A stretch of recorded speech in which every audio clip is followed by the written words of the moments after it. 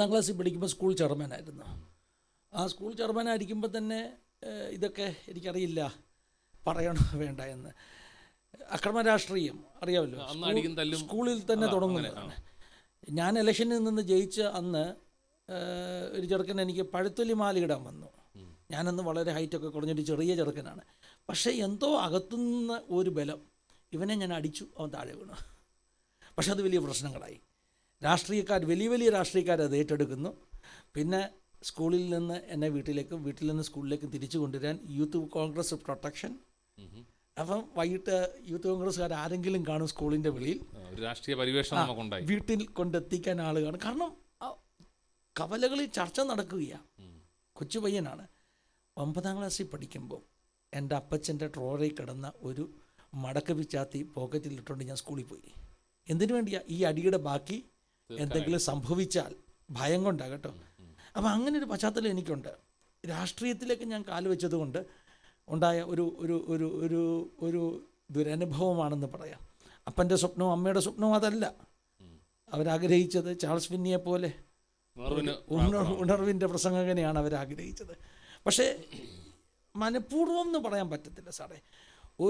ഒരു എൻ്റെ മനസ്സിൻ്റെ ചിന്ത, അന്നത്തെ കാലത്ത് നമ്മുടെ ഒരു ബാക്ക്ഗ്രൗണ്ടിൽ നിന്ന് കേൾക്കുന്ന സന്ദേശങ്ങൾ, അതായത് കമ്മ്യൂണിസ്റ്റ് റഷ്യയിൽ എന്ത് സംഭവിച്ചു, റുമേനിയയിൽ എന്ത് സംഭവിച്ചു, റിച്ചാർഡ് മുംബ്രാൻഡിൻ്റെ കഥകൾ, ക്രിസ്ത്യാനിറ്റിയെ തകർക്കുന്ന ഒരു പ്രസ്ഥാനമാണ് ഇടതുപക്ഷ പ്രസ്ഥാനം. അതുകൊണ്ട് ഇടതുപക്ഷ പ്രസ്ഥാനത്തെ എതിർക്കുക എന്ന് പറഞ്ഞാൽ തന്നെ എൻ്റെ ആസ്തിത്വത്തെ നിലനിർത്താനുള്ള എൻ്റെ സമരത്തിൻ്റെ ഭാഗമായിട്ട് ഞാൻ ചിന്തിച്ചു. അങ്ങനെയാണ് എനിക്ക് രാഷ്ട്രീയ ചായ്വ് ഉണ്ടാകുന്നത്. അതാണ് കോൺഗ്രസ് രാഷ്ട്രീയത്തിലേക്ക് എനിക്ക് ചായ്വ് ഉണ്ടാകുന്നത്. ഇന്ന് എനിക്കൊരു രാഷ്ട്രീയമില്ല. എനിക്കൊരു രാഷ്ട്രീയമില്ല.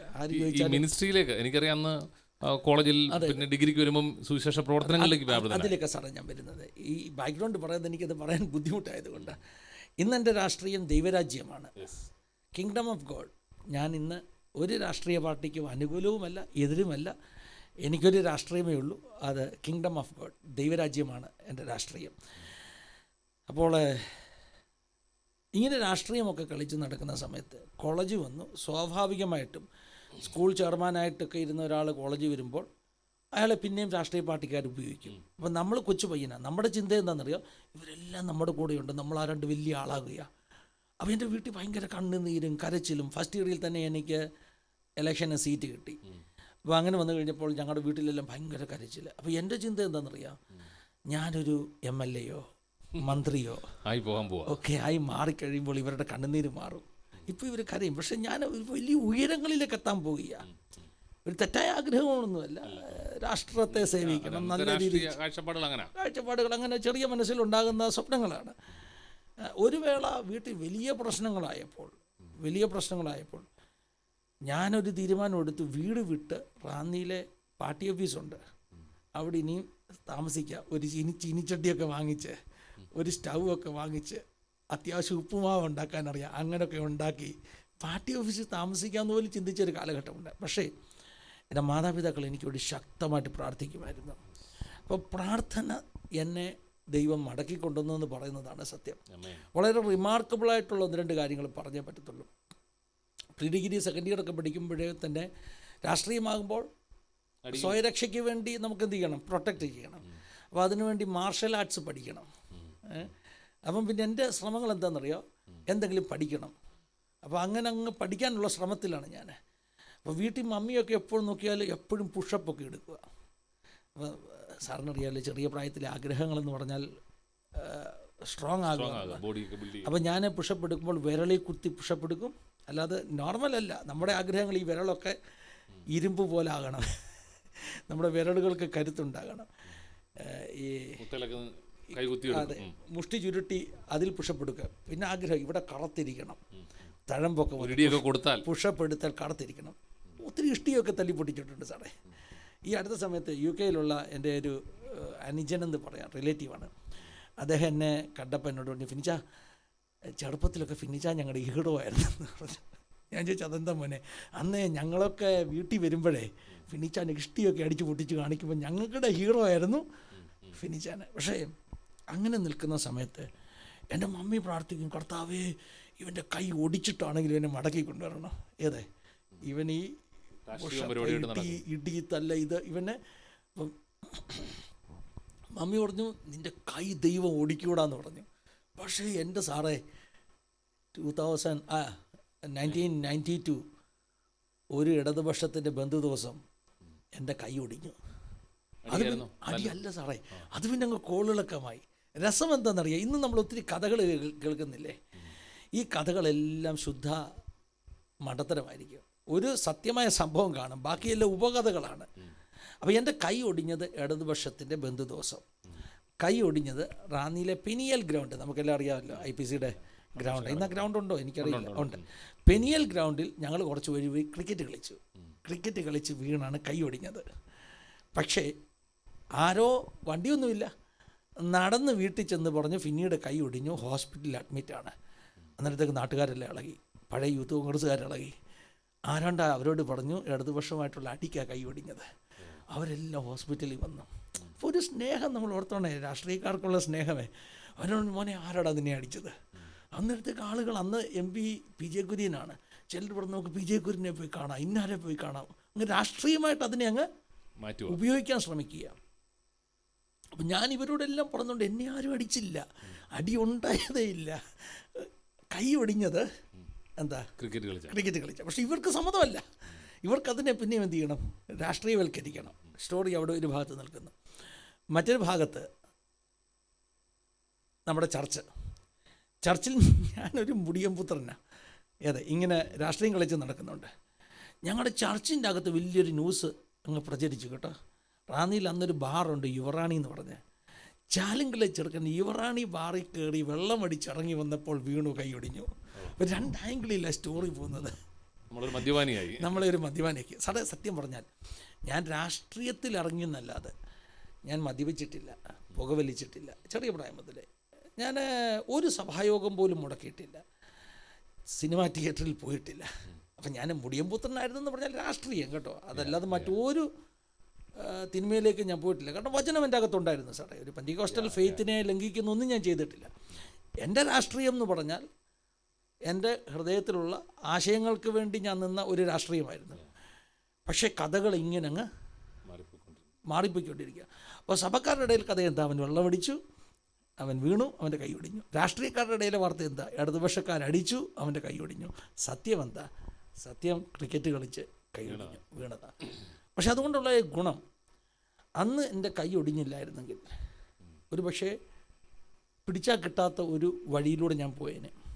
ഈ പറഞ്ഞ മാർഷൽ ആർട്ടും ഈ പറഞ്ഞ അടിയും പിടിയും വഴക്കുമായിട്ടൊക്കെ പോയേനെ.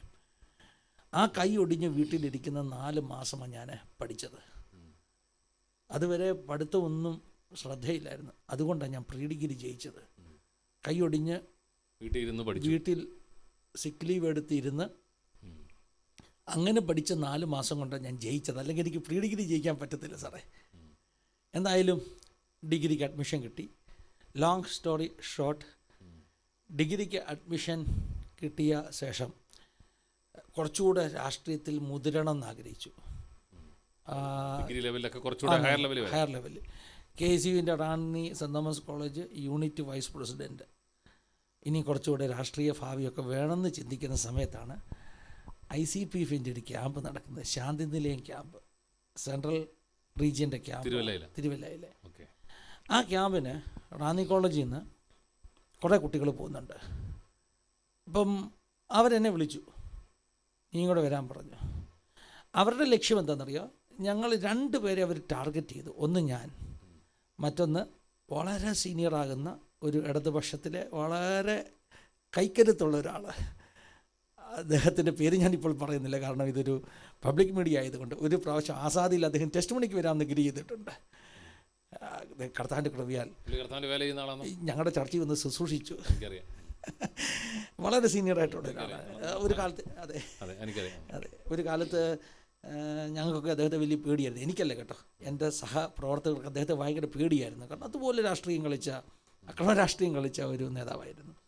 അപ്പം ഞങ്ങളെ 2 പേരെയും രക്ഷിക്കപ്പെടുത്താനാണ് ഇവർ ക്യാമ്പിന് കൊണ്ടുപോയിരിക്കുന്നത്. 12 പേര് റാന്നി കോളേജിൽ നിന്ന് പോയിട്ടുണ്ട്. അതിനകത്ത് ലീഡേഴ്സായിട്ടുള്ളതിൽ വളരെ പ്രധാനപ്പെട്ട ആളാണ് പ്രിൻസ് പ്രിൻസ് തോമസ്, നമ്മുടെ പാസ്റ്റർ പ്രിൻസ് തോമസ്. രാഷ്ട്രീയത്തിലെ മുന്നിൽ നിന്നാളാ? അല്ലല്ല, ICPF-ൽ മീറ്റിംഗിന്.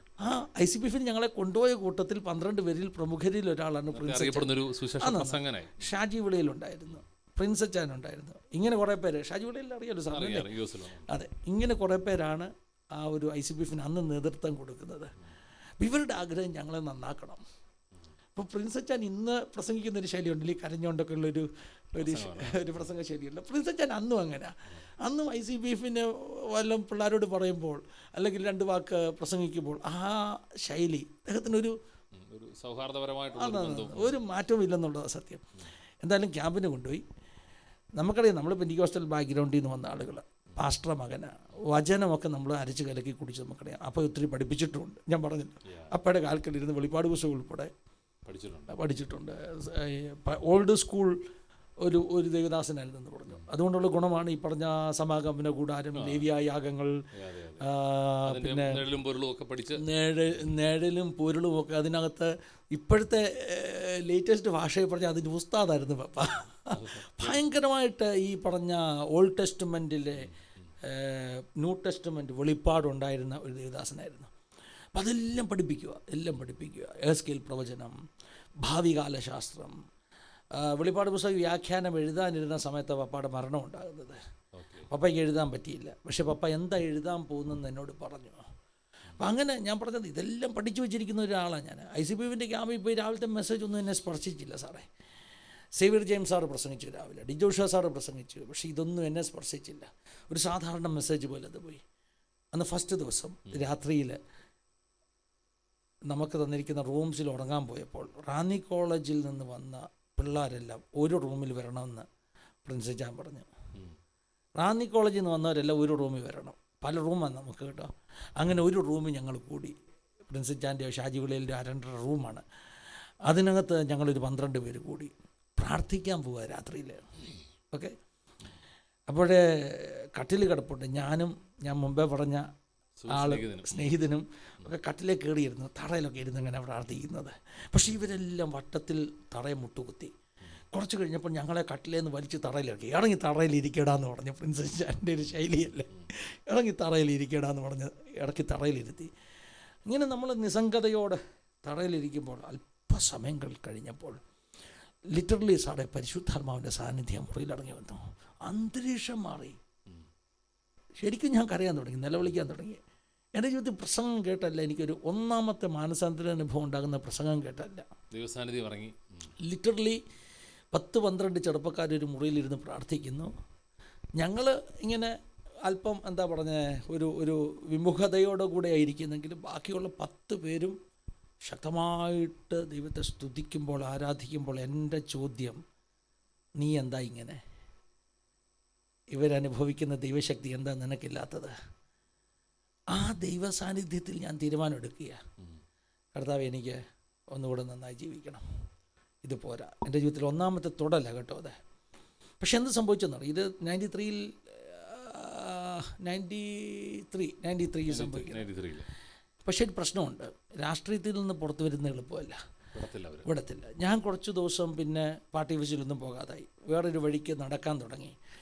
അന്നേരത്തേക്ക് എന്നെ ബലമായിട്ടൊരു ദിവസം പിടിച്ച് പാർട്ടി ഓഫീസിൽ കൊണ്ടുപോയി. പിന്നെ സംസാരിക്കുന്നതൊക്കെ വലിയ ആളുകളാണ്.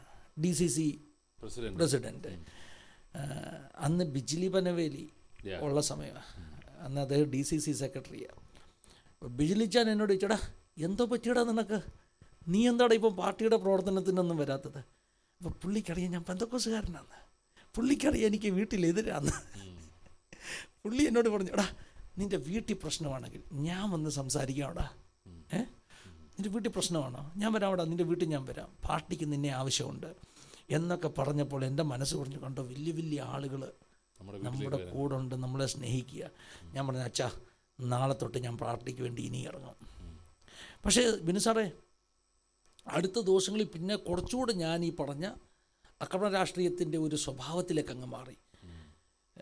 KCUവിന് അന്ന് ഒരു ഇൻറ്റേർണൽ ഒരു രഹസ്യമാണ്, ഒരു പ്രൊട്ടക്ഷൻ ടീമുണ്ട്. അതായത് അടി ഉണ്ടായാൽ കൈകാര്യം ചെയ്യേണ്ടത് ആരൊക്കെയാണ്, അതിലേക്ക് ഞാൻ അങ്ങ് മാറി. അതിനുശേഷം കോളേജിലൊരു സമരം ഉണ്ടാകുന്നു. ആ സമരം അന്നത്തെ വൈസ് പ്രിൻസിപ്പളായിരുന്ന രാജഗുരുവോളോ സാർ വന്ന് തടയുന്നു. അടിയിലേക്ക് കലാശിക്കുന്നു. തടയുമ്പോൾ എന്ത് സംഭവിക്കുന്നു? ഞാനാ മുന്നിൽ നിൽക്കുന്നത്. അതിൻ്റെ തലേദിവസം ഞാൻ വീട്ടുതടങ്കലില്ലായിരുന്നു, കാരണം സമരം ഉണ്ടാകുമെന്ന് ഉറപ്പായതുകൊണ്ട് എന്നെ വിട്ടില്ല. അന്നത്തെ യൂണിറ്റ് പ്രസിഡൻറ്റിൻ്റെ കാലൊടിഞ്ഞൊരു സംഭവം, ഒരു അടിക്ക് കാലൊടിഞ്ഞൊരു സംഭവമാണ്. അപ്പോൾ ആ കാലൊടിഞ്ഞതിൻ്റെ പേര് ഞാൻ കുറേ വെല്ലുവിളികൾ നടത്തി. അതെനിക്ക് വലിയ പ്രശ്നമാണ്. എന്നെ അടിക്കും എന്നൊക്കെ പറഞ്ഞ് വലിയ പ്രശ്നമാണ്. വളരെ കലുഷിതമാകുന്ന രാഷ്ട്രീയ അന്തരീക്ഷമാണ് സാറേ. ഞാൻ പറഞ്ഞല്ലോ, പിന്നെ ഞാൻ പറഞ്ഞല്ലോ, ഭയത്തിൻ്റെ നാളുകൾ. വീട്ടിൽ കയറി തല്ലു വന്നൊക്കെ. ഞങ്ങളുടെ വീടിൻ്റെ മുകളിൽ കൂടെയുള്ള പഞ്ചായത്ത് റോഡിൽ കൂടെ, ഞാൻ ആസാദി ടി വിയിലൂടെ ഇതൊന്നും പറഞ്ഞിട്ടില്ല. ഫാമിലി ടൈമിൽ ഒരു പ്രാവശ്യം പോലും പറയാത്ത അനുഭവങ്ങളാണ് ഇന്ന് എക്സൽ മീഡിയയ്ക്ക് വേണ്ടി പറഞ്ഞത്. അതിനൊരു കാരണം, എൻ്റെ വൈഫിന് രാഷ്ട്രീയം പറയുന്നത് ഒട്ടും ഇഷ്ടമല്ല. അതുകൊണ്ട് എന്ന് ഫാമിലി ടൈമിന് ഞങ്ങൾ ഇരുന്നാൽ ഈ കാര്യം പറയാൻ തുടങ്ങിയാൽ പുള്ളിക്കാരി പറയും, രാഷ്ട്രീയം പറയണ്ട, നോ പൊളിറ്റിക്സ്.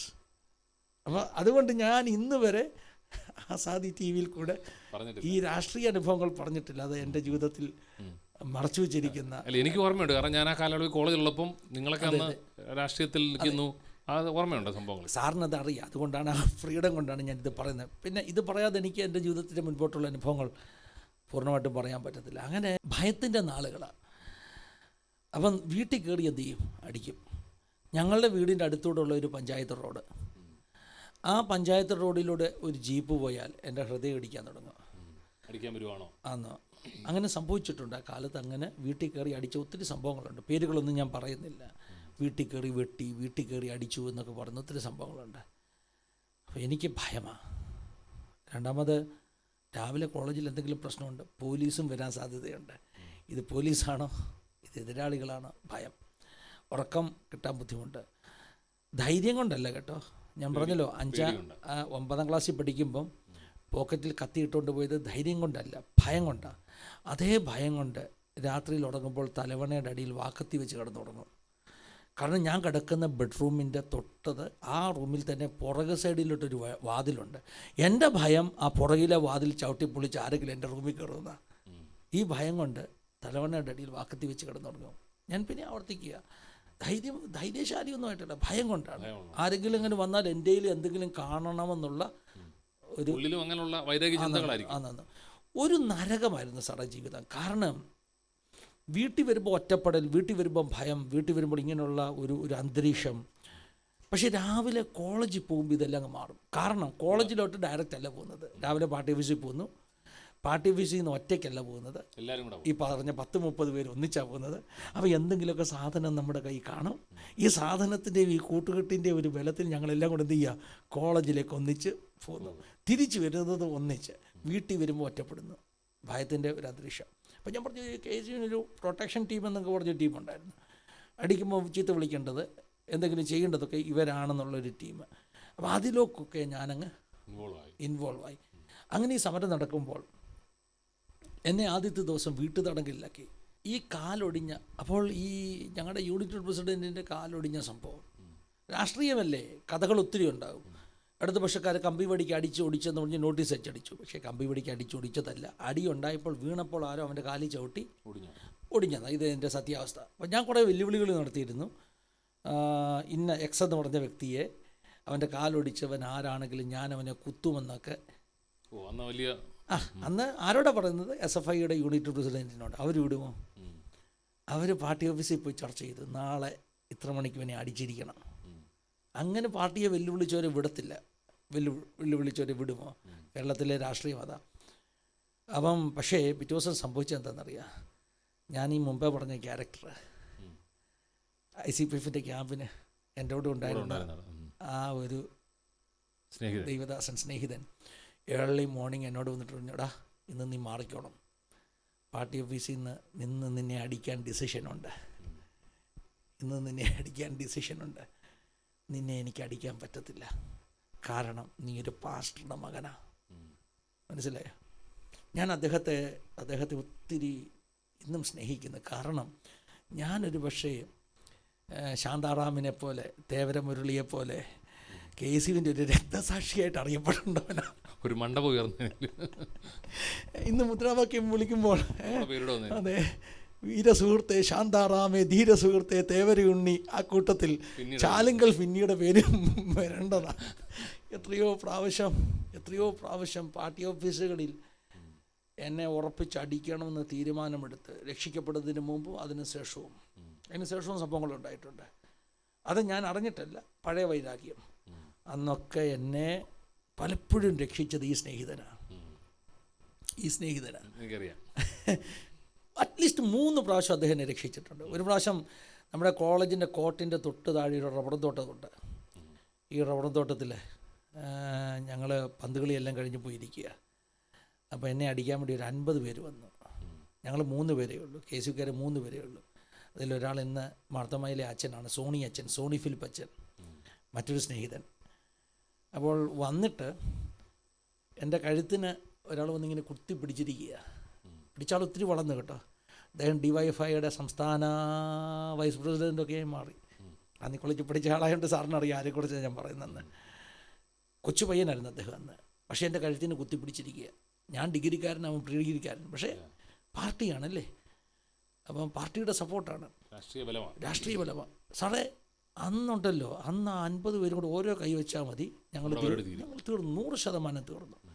കൊല്ലാൻ വേണ്ടിയാണ് അവർ വന്നത് കേട്ടോ, കൊല്ലാൻ വേണ്ടിയാണ് വന്നത്. പക്ഷേ എവിടെ നിന്നാണെന്നറിയത്തില്ല, ശരവേഗത്തിൽ നിന്ന് പറയത്തില്ലേ, ശരവേഗത്തിൽ. ഇദ്ദേഹം ഒരു ഫുട്ബോളറാണ്, നല്ലൊരു ഫുട്ബോളറാണ് എൻ്റെ സ്നേഹിതൻ. ഞാൻ ഓർക്കുന്നുണ്ട്, ആ കോർട്ടിൻ്റെ അവിടെ നിന്നുള്ള ഓരോ ഈടിയും ചാടി പറന്ന് വന്നിട്ട് ഈ ചെറുക്കൻ്റെ കൈ പിടിച്ചിട്ട് തട്ടി തെറിപ്പിച്ചിട്ട് ഞാൻ അവനെ തൊട്ടുപോയേക്കില്ലെന്ന് പറഞ്ഞു. പുള്ളി എന്ന് പറഞ്ഞാൽ വിലയുണ്ട്, ഒരു വാക്കിന് വിലയുള്ള ആൾ, 100%.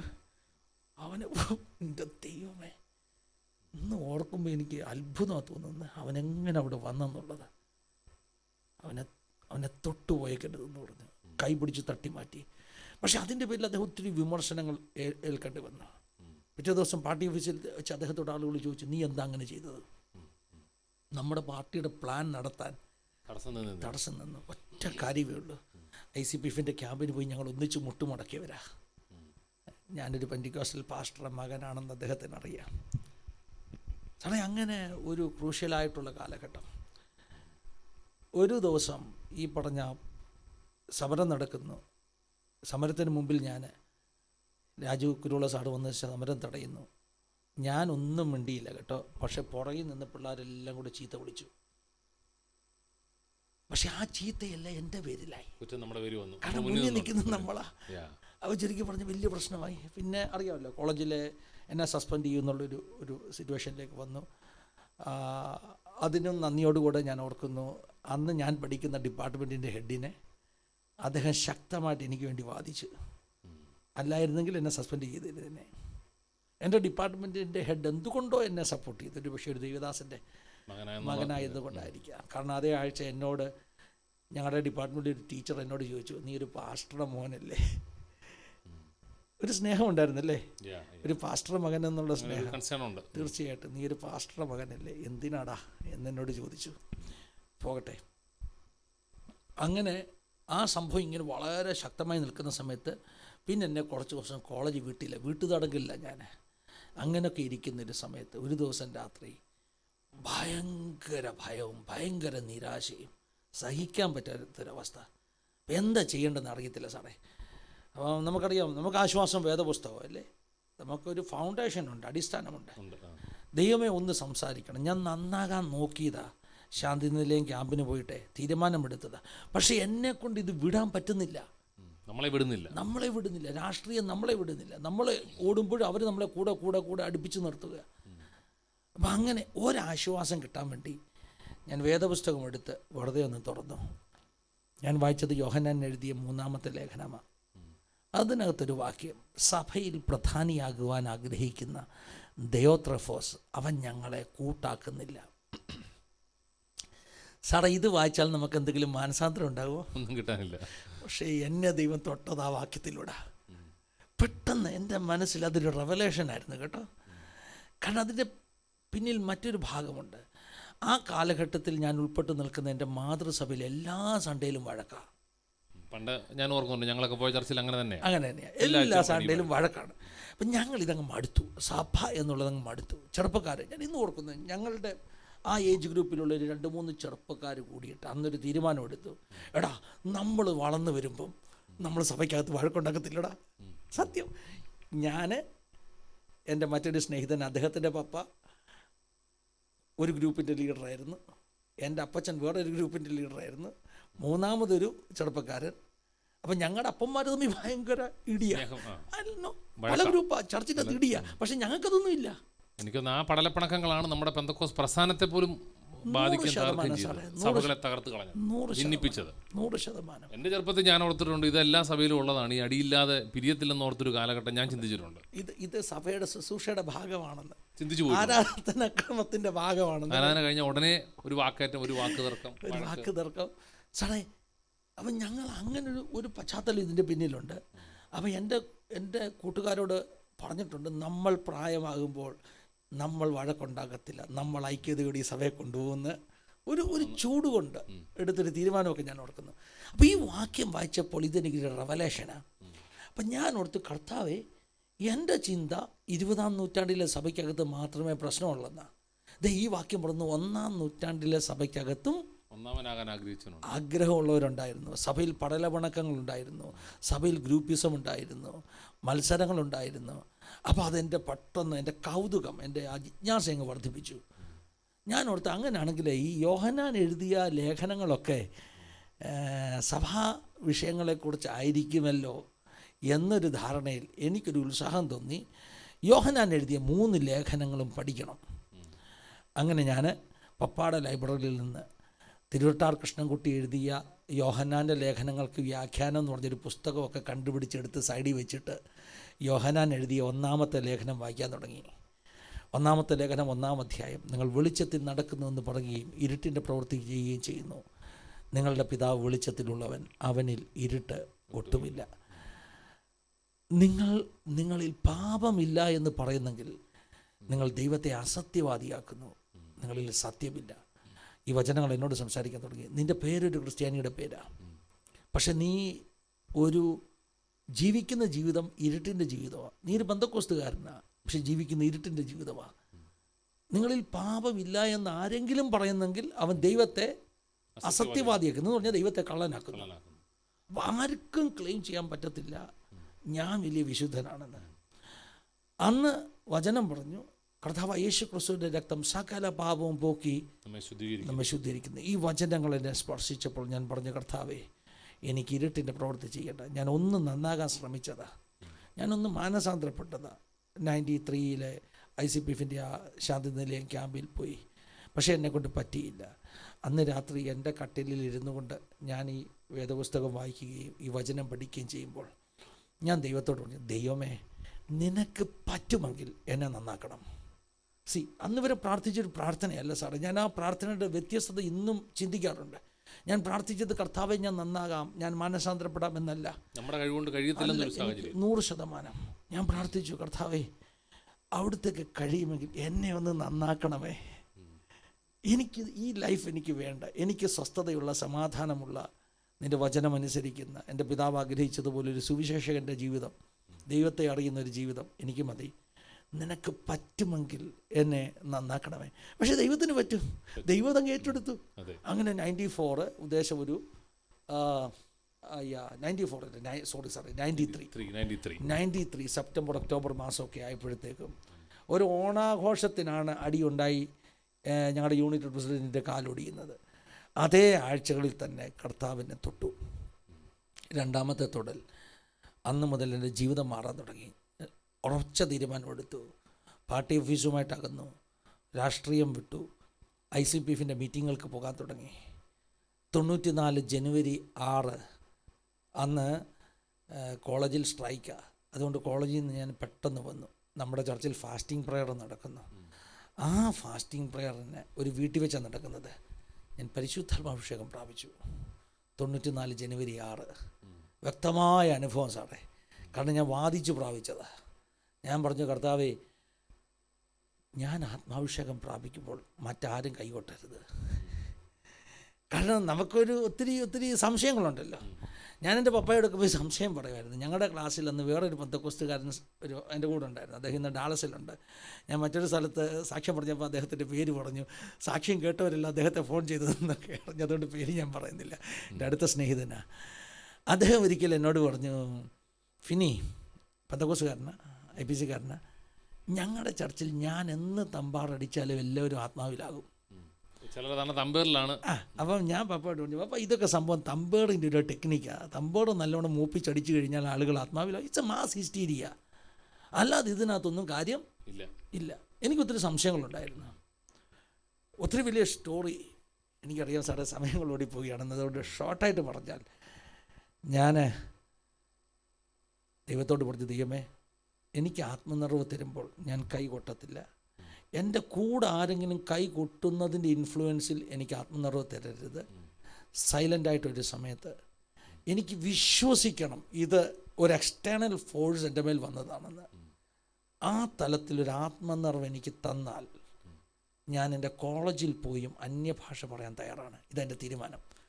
അപ്പം നമ്മൾ റാഡിക്കളായിരുന്നു സാറേ. ചെറുപ്പക്കാരിന്ന് റാഡിക്കളല്ലേ. അവർ എടുക്കുന്ന തീരുമാനങ്ങൾ ഒഴുക്കൻ തീരുമാനങ്ങളല്ല.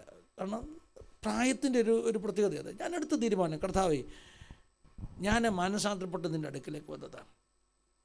എനിക്ക് നിൻ്റെ കാലിലെ പൊടിയാകണം. അന്ന് പ്രാർത്ഥിച്ച പ്രാർത്ഥന ഇങ്ങനെയൊക്കെ, ഒരു ഉപവാസ പ്രാർത്ഥനയ്ക്ക്, എനിക്ക് നിൻ്റെ കാലിൽ പറ്റിയിരിക്കുന്ന പൊടിയാകണം. കർത്താവേ, എനിക്ക് അഭിഷേകം, ആത്മനിറവ് ഞാൻ വിശ്വസിക്കത്തക്കവണ്ണം തന്നാൽ എനിക്കൊരു ഇച്ചിരി പോലും ഡൗട്ട് വരരുത് ഇത് എൻ്റെ ഒരു ആക്ഷനാണ്, അല്ലെങ്കിൽ ഒരു മറ്റൊരാളുടെ കൈകൊട്ടിലോ തമ്പാറടിയിലോ വന്നതാണ്. അങ്ങനെ തന്നാൽ എൻ്റെ കോളേജിൽ പോയും ഞാൻ അന്യഭാഷ പറയാമെന്ന് ദൈവത്തെ ഒരു ഉടമ്പടി ചെയ്തു. അങ്ങനെ 94 ജനുവരി മാസം 6-ാം തീയതി അസാധാരണ ദൈവശക്തി എൻ്റെ മേലിറങ്ങി വന്നു.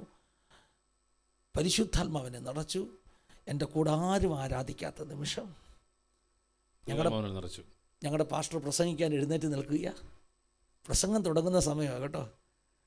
ഞാൻ ബലം പിടിച്ചു കൈ കൊട്ടാതിരിക്കാൻ. കാരണം എനിക്ക് ഉറപ്പിക്കണം, ഞാൻ കൈ കൊട്ടാതിരിക്കാൻ കൈ ബലം പിടിച്ചപ്പോൾ എന്നെ മുകളിലേക്ക് എടുത്ത് എറിയുന്നത് പോലെ എനിക്ക് തോന്നി. സാധാരണ ദൈവശക്തി. ആ മീറ്റിംഗ് കഴിഞ്ഞപ്പോൾ ഞങ്ങളുടെ ചർച്ചിലെ പ്രായമുള്ളൊരു അമ്മച്ചിയുണ്ട്, പട്ടേലെ മദർ എന്ന് പറയും. എനിക്കെൻ്റെ യേശുവിനെ കണ്ടാൽ മതി എന്നുള്ള പാട്ടൊക്കെ എഴുതിയ പാസ്റ്റർ MC ജോണിൻ്റെ വൈഫാണ് പട്ടേലെ മദർ. അന്ന് മദർ എന്നൊക്കെയാണ് വിളിക്കുന്ന പാസ്റ്റർമാമമാരെ. പട്ടേലെ മദർ വന്നിട്ട് എന്നോട് മീറ്റിംഗ് കഴിഞ്ഞപ്പോൾ എന്നോട് പറഞ്ഞു, മോനെ, നീ എന്നും ഇങ്ങനെ ആയിരിക്കണം. കാരണം ഒരു മുടിയൻ പുത്രൻ്റെ മടങ്ങി വരവ് സഭ കാണുകയാണ്. രാഷ്ട്രീയമൊക്കെ കളിച്ച് കിടന്ന് പിന്നെ ആത്മാവിൽ ആരാധിച്ചു. അപ്പോൾ സഭയ്ക്ക് സന്തോഷമായി.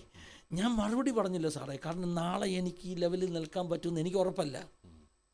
എന്നെക്കൊണ്ട് പറ്റത്തില്ല. എന്നെക്കൊണ്ട് പല പ്രാവശ്യം തീരുമാനം എടുത്ത് ഞാൻ പിന്മാറിപ്പോയവനാ. പക്ഷേ സാറേ, 94 ജനുവരി 6-ന് ശേഷം എന്ത് സംഭവിച്ചു? ഈ ആത്മനിറവ് നഷ്ടപ്പെടാതിരിക്കാൻ ഞാൻ സൂക്ഷിച്ചു. എല്ലാ ദിവസവും എൻ്റെ ജീവിതം മാറി കേട്ടോ. അന്ന് വരെ പഠിത്തത്തോട് ഫോക്കസ് ഇല്ല, പക്ഷേ പഠിത്തത്തോട് ഫോക്കസായി. ഡിഗ്രി സെക്കൻഡ് ഇയർ പഠിക്കും. ആ വർഷമാണ് നമ്മൾ പരിചയപ്പെടുന്നത്. സാറേ 94-ലാണ് നമ്മൾ പരിചയപ്പെടുന്നത്. അപ്പോൾ എൻ്റെ ജീവിതത്തിൽ ആ വ്യത്യാസം ഉണ്ടായി വരുന്ന ആ കാലഘട്ടത്തിലാണ് നമ്മൾ കൂട്ടിമുട്ടുന്നത്. ജീവിതം, എൻ്റെ ഫോക്കസ് മാറുകയാണ്. പഠിത്തത്തോട് ശ്രദ്ധയായി. രാത്രി 11 മണി വരെ ഇരുന്ന് പഠിക്കും. തീരുമാനമാണ് കേട്ടോ, പുതിയ തീരുമാനങ്ങളാണ്. എന്നിട്ട് 11 മണി കഴിയുമ്പോൾ പ്രാർത്ഥിക്കാനിരിക്കും. പ്രാർത്ഥന അങ്ങ് പോവുക സാറേ, രാത്രിയിൽ അങ്ങ് പോവുക. മണിക്കൂറുകൾ പ്രാർത്ഥിക്കുക, മുട്ടുമേലിരുന്ന് മണിക്കൂറുകൾ പ്രാർത്ഥിക്കുക. ആ വർഷങ്ങളിലെ കുറേ പ്രാർത്ഥനകൾ അസാധാരണ എൻകൗണ്ടേഴ്സിന് കാരണമായി. സാധാരണ എൻകൗണ്ടേഴ്സ് എനിക്കുണ്ടായ ചില അനുഭവങ്ങളെന്ന് പറഞ്ഞാൽ, അത് പബ്ലിക് പ്ലാറ്റ്ഫോമിൽ പറയുമ്പോൾ ആളുകൾക്ക് ഒരു പക്ഷേ എങ്ങനെ അവരത് എടുക്കുമെന്ന് എനിക്കറിയില്ല. പലപ്പോഴും എനിക്കുണ്ടാകുന്ന അനുഭവം, എൻ്റെ പായിൽ എൻ്റെ കൂടെ യേശു ഇരിപ്പുണ്ട്. അതൊരു പ്രത്യേക അനുഭവം. കർത്താവിൻ്റെ കൂടെ ഇരിക്കുക സാറേ, അതങ്ങ് അനുഭവിക്കുക കേട്ടോ. എന്നിട്ട് ഞാൻ കർത്താവുമായിട്ട് സംസാരിക്കുക. അപ്പോൾ ഇത് സ്വല്പം വട്ടാന്ന് തോന്നുന്നു. എനിക്ക് വട്ട് പിടിച്ചൊന്ന് കൂട്ടിക്കോ. കാരണം ഞാൻ ഇതെല്ലാം വിട്ട് കഴിഞ്ഞിട്ട് പിന്നെ കർത്താവിനോട് ചെയ്ത ഉടമ്പടി എന്താ? എനിക്ക് ആത്മനിറവ് തന്നാൽ റാന്നി കോളേജിൽ പോയി ഞാൻ അന്യഭാഷ പറയും. പിന്നെ ഉച്ചയ്ക്ക് നൂൺ ഇൻ്റർവെല്ലിന് ക്ലാസ്സുകളിലെല്ലാം പോയി പ്രസംഗിക്കും. ടേബിളിലോട്ട് 2 അടിയൊക്കെ അടിച്ചിട്ട്. അതെ, പണ്ട് രാഷ്ട്രീയ പ്രസംഗം അങ്ങനെയായിരുന്നു. നമ്മൾ ക്ലാസ് റൂമിൽ ഉച്ചയ്ക്ക് ആ ഇൻ്റർവെൽ സമയത്ത് കയറിയിട്ട് ആ പോഡിയത്തിൽ 2 അടി അടിക്കുമ്പോൾ പിള്ളേരെല്ലാം ശ്രദ്ധിക്കും. സാറിനൊരു പക്ഷേ അതറിയാമോ, ഞാൻ കുറേ മാജിക് ഷോ ഒക്കെ കാണിച്ചു കിടന്ന കാലം അറിയത്തില്ല. XLVVS മാജിക് കാണിക്കുന്നതിന് മാജിക് അല്പം ടെക്നിക്കൊക്കെ ഇപ്പോഴും എനിക്കറിയാം. കൂട്ടുകാർ ബാലവേദി പോലെ കൂട്ടുകാർ ബാലവേദിയൊക്കെ പിന്നീടാണ് അതൊക്കെ. ഇത് രാഷ്ട്രീയം കളിക്കുമ്പോൾ രാഷ്ട്രീയ പാർട്ടികൾക്ക് ക്യാമ്പയിൻ ചെയ്യാൻ വേണ്ടി പാർട്ടി ഓഫീസ് ഒത്തിരി കാര്യം പഠിപ്പിക്കുമായിരുന്നു. അതിലുള്ളതായിരുന്നു മാജിക്. കാരണം നമുക്ക് പിള്ളേരെ ഇൻഫ്ലുവൻസ് ചെയ്യണം, പ്രത്യേകിച്ചും ഫസ്റ്റ് ഇയർ സ്റ്റുഡൻസിനെ അട്രാക്ട് ചെയ്യണം. First year pre degree first year ഒക്കെ ഇങ്ങനെ നമുക്കറിയാം, നവാഗതർക്ക് സ്വാഗതം എന്ന് പറഞ്ഞ് നമ്മൾ മുദ്രാവാക്യം വിളിക്കും, സ്വാഗതം സ്വാഗതം നവാഗതർക്ക് സ്വാഗതം അല്ലേ. പ്രേക്ഷകരെ, എനിക്കിതൊന്നും ആസാദി ടി വിയിൽ പറയാൻ പറ്റിയിട്ടില്ല. എനിക്കൊന്നും പിന്നെ സാറിന് വേണ്ടി എക്സലിന് വേണ്ടി ഇത് മാറ്റിവെച്ച അനുഭവങ്ങളാണ്, വ്യത്യസ്ത അനുഭവങ്ങൾ. പക്ഷേ ആ കാലഘട്ടത്തിലുള്ളവർക്ക് കൂടുതൽ ഇത് മനസ്സിലാവും. കോളേജിൽ ഇത്ര രാഷ്ട്രീയം ഇല്ല, അവർക്ക് ഇതൊക്കെ നോസ്റ്റാൾജിയ ഉണർത്തുന്ന ഓർമ്മകളാണ്. കാരണം അന്നത്തെ അവരുടെ ക്യാമ്പസുകൾ അവർക്ക് നിശ്ചയമായിട്ടും ഓർമ്മ വരും. അപ്പോൾ അന്നെന്ന് പറഞ്ഞാൽ കോളേജിൽ ഈ പ്രീ ഡിഗ്രി ഫസ്റ്റ് ഇയർ വന്നു കഴിയുമ്പോൾ ഇവരെ ആകർഷിക്കാൻ വേണ്ടി ഇങ്ങനെ പല പരിപാടി കാണിക്കും. അപ്പോൾ പാർട്ടി ഓഫീസിൽ ഞങ്ങളെ മാജിക്ക് കുറേ ടെക്നിക്ക് പഠിപ്പിച്ചിട്ടുണ്ട്. ഇപ്പോൾ ഡിഗ്രി ഫസ്റ്റ് ഇയർ ഒക്കെ ആയപ്പോൾ ഞാൻ കുറേ ക്ലാസ്സിൽ മാജിക്കൊക്കെ കാണിച്ചിട്ടുണ്ട്. രാഷ്ട്രീയത്തിന് വേണ്ടി മാജിക്ക്, പ്രസംഗം, ഇതൊക്കെ ചെയ്തിട്ടുണ്ട്.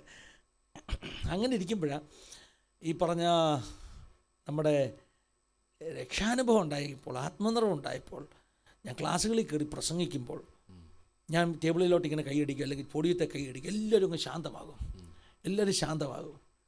അപ്പോൾ ശാന്തമായി കഴിയും ഇവരുടെ ചിന്ത ഒന്നീ മാജിക് ഷോ അല്ലെ രാഷ്ട്രീയം, ഇതൊക്കെയാണ് ചിന്തിക്കുന്നത്. അപ്പോൾ ഞാൻ കർത്താവ് യേശുക്രിസ്തുവിനെ കുറിച്ച് പറയുമ്പോൾ പിള്ളേർ കൂവും. അവർക്ക് അന്നേരം മനസ്സിലായി ഇത് മാറ്റർ വേറെയാണെന്നുള്ളത്.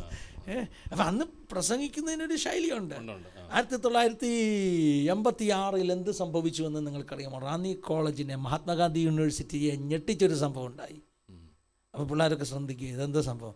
റാന്നി കോളേജിലെ English department അധ്യാപകനായിരുന്ന KK Joseph sir Mahatma Gandhi യൂണിവേഴ്സിറ്റിയുടെ ചരിത്രത്തിൽ ആദ്യമായിട്ട് റിസൈൻ ചെയ്തു. എന്തുകൊണ്ടാണ് അദ്ദേഹം റിസൈൻ ചെയ്തതെന്ന് അറിയാമോ? അപ്പം നമ്മൾ രാഷ്ട്രീയത്തിൻ്റെ പശ്ചാത്തലത്തിൽ നിന്നുകൊണ്ടുള്ളൊരു മെത്തേഡാണ് ഉപയോഗിക്കുന്നത്. ആരെങ്കിലും ക്യൂരിയോസിറ്റി ഉണർത്തിയിട്ട് KK ജോസഫ് സാർ എന്തുകൊണ്ട് റാന്നി കോളേജിൽ അതെ റിസൈൻ ചെയ്തത് എന്തുകൊണ്ടാണെന്നൊക്കെ പറഞ്ഞ്, ഗാന്ധി യൂണിവേഴ്സിറ്റിയിൽ നിന്ന് ആദ്യമായിട്ട് റിസൈൻ ചെയ്ത ആളാണ് കേട്ടോ KK ജോസഫ് സാർ. യൂണിവേഴ്സിറ്റി തുടങ്ങിയിട്ട് അധികം നാളുകളായിട്ടില്ലായിരുന്നു. Kerala university, Gandhi university. നിശ്ചയമായിട്ടും റാന്നി കോളേജിലെ അധ്യാപകർ പറയുമായിരുന്നല്ലോ, അദ്ദേഹം വളരെ ധൈര്യശാലിയായ മനുഷ്യനായിരുന്നു. He was a bold person. കാരണം ധൈര്യപൂർവ്വം ഇംഗ്ലീഷ് ഡിപ്പാർട്ട്മെൻറ്റിൽ അധ്യാപകനായിരുന്ന ആൾ ജോലി വലിച്ചെറിഞ്ഞ് കർത്താവിൻ്റെ വേലയ്ക്ക് വേണ്ടി ഇറങ്ങുന്നത്. അത് റാന്നി കോളേജിലെ സ്റ്റുഡൻസിനെ, അധ്യാപകരെ പിടിച്ചു കുലുക്കിയ സംഭവമാണ്. അന്നത്തെ കാലത്ത് ഒരു വിവാദമാണത്. അതാണ് പ്രസംഗത്തിൻ്റെ തുടക്കം. അങ്ങനെ കുറേ സബ്ജക്ട്സ് എൻ്റെ ഉണ്ട് കേട്ടോ. അത് പറഞ്ഞിട്ട് സുവിശേഷം പറയുക. അപ്പം അങ്ങനെയാണ് ഞാൻ ഈ ക്ലാസ്സുകളിലുള്ള പ്രസംഗം തുടങ്ങിയത്. അങ്ങനെ പ്രസംഗം മൂത്ത് വന്നു കഴിഞ്ഞപ്പോൾ കുറേ തീരുമാനങ്ങൾ, ജീവിതത്തിൽ കുറേ തീരുമാനങ്ങൾ, സ്ട്രിക്റ്റായ തീരുമാനങ്ങൾ, ജീവിതം ഡിസിപ്ലിൻഡ് ആക്കാനുള്ള തീരുമാനങ്ങൾ, അതൊക്കെ എനിക്ക് പാലിക്കാൻ പറ്റുമോ എന്നുള്ള ചോദ്യങ്ങൾ. ഞാനൊരു ചെറുപ്പക്കാരനാണ്, 18-19 വയസ്സുള്ളപ്പോഴാണെന്ന് ഓർക്കണം. അപ്പോൾ പാപത്തിൻ്റെ പ്രലോഭനങ്ങൾ ചുറ്റും അന്നേരമുണ്ട്. അപ്പോൾ ഇതിനെ എങ്ങനെ അതിജീവിക്കാൻ പറ്റും എന്നുള്ള ഒത്തിരി ചോദ്യങ്ങൾ. അങ്ങനെയൊക്കെ നിൽക്കുന്ന സമയത്ത് എൻ്റെ സ്നേഹിതന്മാർ ചിലർ എന്നോട് പറഞ്ഞു, മുഴുത്ത മാനസാന്തരം 3 മാസം എന്ന് പറഞ്ഞു. അന്നത്തെ ഒരു ഫ്രൈസ്. എടാ, കാരണം ഞാൻ എക്സ്ട്രീമായിരുന്നു സാറേ. എൻ്റെ ചിന്ത, ഞാൻ ഭയങ്കരമായിട്ട് എന്താ പറഞ്ഞത്, നമ്മൾ എങ്ങനെ രാഷ്ട്രീയത്തിന് വേണ്ടി പ്രവർത്തിച്ചു അതുപോലെ ആത്മീയത്തിന് വേണ്ടി നിൽക്കുക, ഭ്രാന്തനായിട്ട് നിൽക്കുക. അപ്പം എൻ്റെ കൂട്ടുകാരൊക്കെ എടുത്ത്, ഇവനെന്തോ പറ്റിയടാ, വട്ട് പിടിച്ചോടാ. ഞാൻ പറഞ്ഞില്ല, ചാലങ്കിലെ ചെറുക്കിന് വട്ട് പിടിച്ചെന്ന് നാട്ടിൽ പറയുന്നു. എൻ്റെ വീട്ടുകാർക്കും പേടിയായി. ശരിയാണോ? 94 തന്നെ പപ്പ ഓർത്തോടെ ഇവൻ മാനസാന്തരപ്പെടാൻ വേണ്ടി പ്രാർത്ഥിച്ചുകൊണ്ടിരിക്കുകയായിരുന്നു. ഇതൊരു ഭയങ്കര മാനസാന്തരമായിപ്പോയി. ഇങ്ങനെ മാനസാന്തരപ്പെടുന്ന അവർ ചിന്തിച്ചില്ല കേട്ടോ. പപ്പായ്ക്കൊക്കെ ഓർത്ത് ഇതെന്തോ ഇവൻ്റെ സ്ക്രൂ അഴിഞ്ഞു പോയതാണോ, ഇത്രയും അത് ഇവൻ എക്സ്ട്രീം ആകുന്നത്. അന്ന് സാറേ ഭ്രാന്താ സാറേ, അന്ന് ഭ്രാന്താ. കർത്താവ് ഓടാൻ പറഞ്ഞാൽ ഞാൻ ഓടും. അങ്ങനെയുള്ള അനുഭവങ്ങളൊക്കെ ഉണ്ടായിട്ടുണ്ട് കേട്ടോ. ഒരു ദിവസം ഞാൻ എൻ്റെ വീട്ടിൽ നിന്ന് ഒരാളിനെ കാണാൻ വേണ്ടി പോവുക. വീട്ടിൻ്റെ സ്റ്റെപ്പ് ഇറങ്ങുമ്പോൾ ദൈവാത്മാവിനോട് പറഞ്ഞു ഓട്. ഞാൻ ഓടാൻ തുടങ്ങി. സാർ ഓർത്തോണേ, ഞാൻ ആ മല മുഴുവൻ ഓടി അദ്ദേഹത്തിൻ്റെ വീട്ടിൽ ചെന്നപ്പോൾ അദ്ദേഹം വാതിൽ പൂട്ടി വെളി വരുന്നു. ഞാൻ പറഞ്ഞു, അച്ഛാ ഞാൻ ഓടി വരും അച്ഛനെ കാണാൻ. അപ്പോൾ അച്ഛൻ എന്നോട്, എടാ നീ ഇപ്പം വന്നില്ലായിരുന്നു ഞാൻ പോയി കളി. അപ്പോൾ എനിക്ക് മനസ്സിലായി ദൈവം എന്തിനാ ഓടാൻ പറഞ്ഞതെന്ന്. അപ്പം അങ്ങനൊരു ഭോഷനെ പോലെ അങ്ങ് അനുസരിക്കുമോ സാറേ? കർത്താവ് ഓടാൻ പറഞ്ഞാൽ ഓടും. ഒത്തിരി എന്താ മണ്ടത്തരം പിടിച്ച കാര്യങ്ങൾ ഇന്ന് നമ്മൾ കുറച്ചുകൂടി ചിന്തിച്ചേ ചെയ്യത്തുള്ളൂ. അന്ന് കർത്താവ് പറഞ്ഞാൽ അങ്ങ് ചെയ്യുക. ഞാനൊരു ദിവസം കോളേജിൽ നിന്ന് വീട്ടിലേക്ക് വരുമ്പോൾ ദൈവാത്മാവ് റോഡിൻ്റെ സൈഡിലുള്ള ഒരു വീട് ചൂണ്ടിക്കാണിച്ചിട്ട് പറഞ്ഞു, ആ വീട്ടിൽ വലിയ അനർത്ഥം വരുന്നു, അവിടെ പോകാൻ. സാറേ എന്ത് ചെയ്യാൻ പറ്റും? പോകാതിരിക്കാനൊക്കോ, വിട്ടുകളയാനൊക്കോ? അപ്പം ഞാനെന്ത് ചെയ്യുന്നറിയാം, ഞാൻ ഒരു ദിവസം നേരെ ആ വീട്ടിൽ ചെന്നങ്ങ് കയറി. വീട്ടിൽ ചെന്ന് കയറിയിട്ട് പറഞ്ഞാൽ കർത്താവിനെ അയച്ചതെന്ന് പറഞ്ഞാൽ അവർ ഞെട്ടിപ്പോയി കേട്ടോ. അവർ ഞെട്ടിപ്പോയി. കാരണം കോളേജ് സ്റ്റുഡൻ്റാണ്. എൻ്റെ കയ്യിൽ ബുക്കും, വലിയ പ്രായമില്ല, എൻ്റെ കയ്യിൽ ബുക്കും സംഭവം എല്ലാം ഉണ്ട്. കുറേ പ്രാക്ടിക്കലിൻ്റെ കുറേ സാധനങ്ങളെല്ലാം എൻ്റെ കയ്യിലുണ്ട്. അതെല്ലാം മുറ്റത്ത് വെച്ചിട്ടാണ് ഞാൻ കയറി ചെല്ലുന്നത്. ഏതാ നമ്മുടെ സുവോളജി ഡിപ്പാർട്ട്മെൻറ്റിലായിരുന്നു ഞാൻ. കുറേ സ്പെസിമെൻ കളക്ട് ചെയ്തതെല്ലാം ഉണ്ട്. നമ്മുടെ ഈ ഫോർമലിൻ്റെ അകത്തിട്ട കുറേ സാധനങ്ങൾ അവിടെ വെച്ചിട്ട് ഞാൻ മുറിക്കകത്തോട്ട് കയറിച്ചിട്ട് ഞാനൊരു കർത്താവിനെ അയച്ചത്. ദിവസം കൊണ്ട് ദൈവാത്മാവിനോട് സംസാരിക്കുന്നു, നിങ്ങളുടെ കുടുംബത്തിലൊരു അനർത്ഥം വരുന്നു, നിങ്ങൾ ദൈവസന്നിധി താഴണമെന്ന് പറയുന്നൊരു ദൂത്. ആ ഒരു പരിചയമില്ലാത്ത വീടാണ് സാറേ.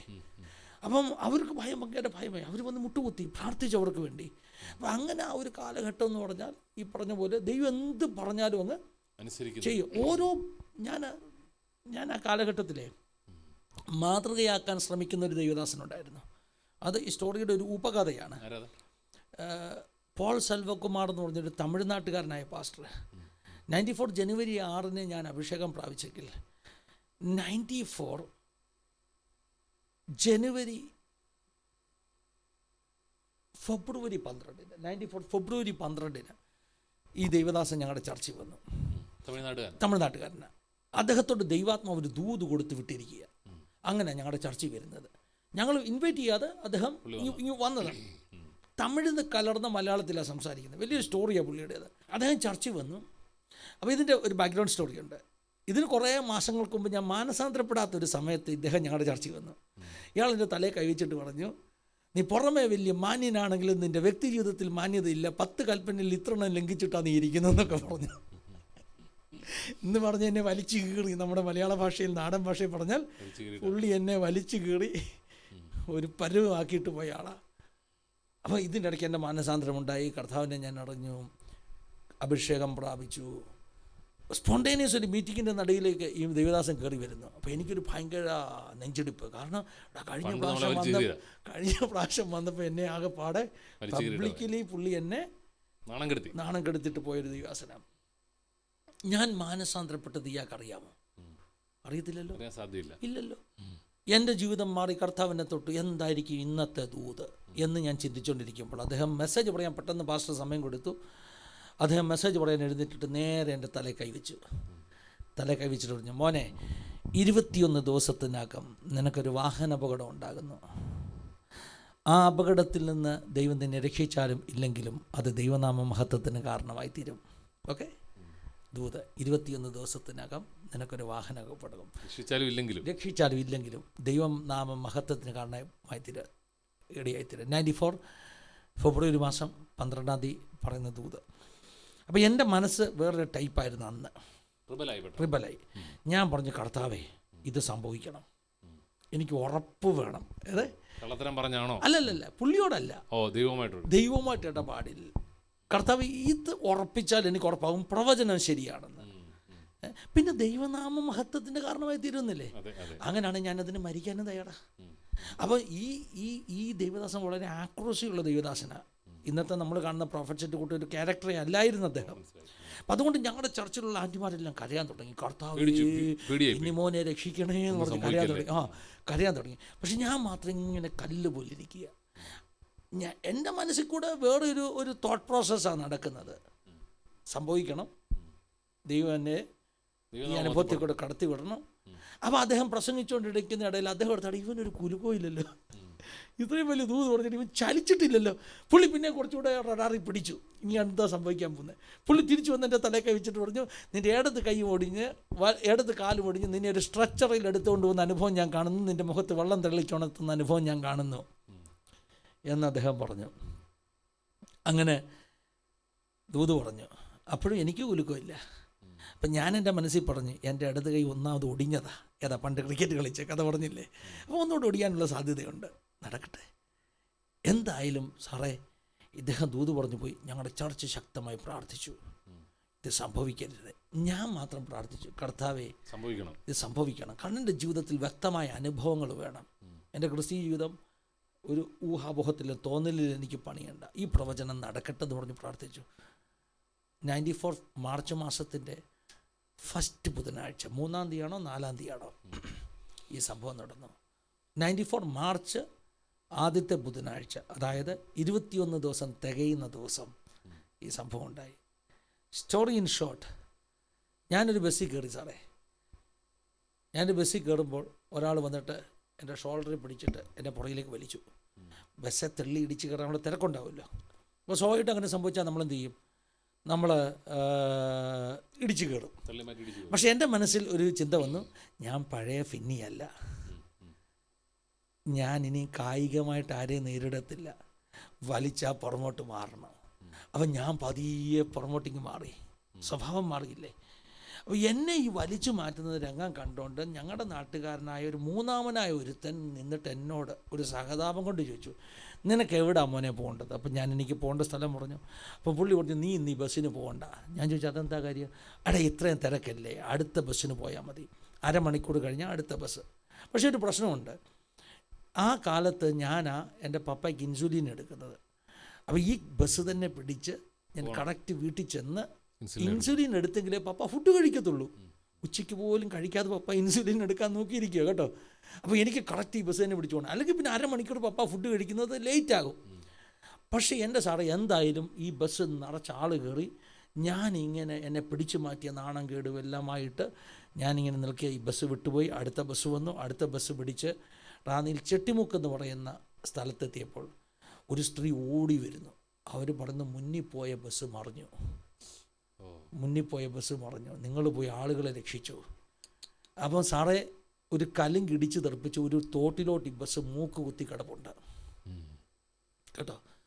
അപ്പം ഞാൻ ബസ്സിൽ നിന്ന് ഇറങ്ങി ഓടി അവിടെ ചെന്നു. കുറേ ആളുകളെ ബസ്സിൽ നിന്ന് വെളിയിൽ കൊണ്ടുവരാൻ വേണ്ടി ഏണിയൊക്കെ വെച്ചാൽ ഇറക്കിയത്.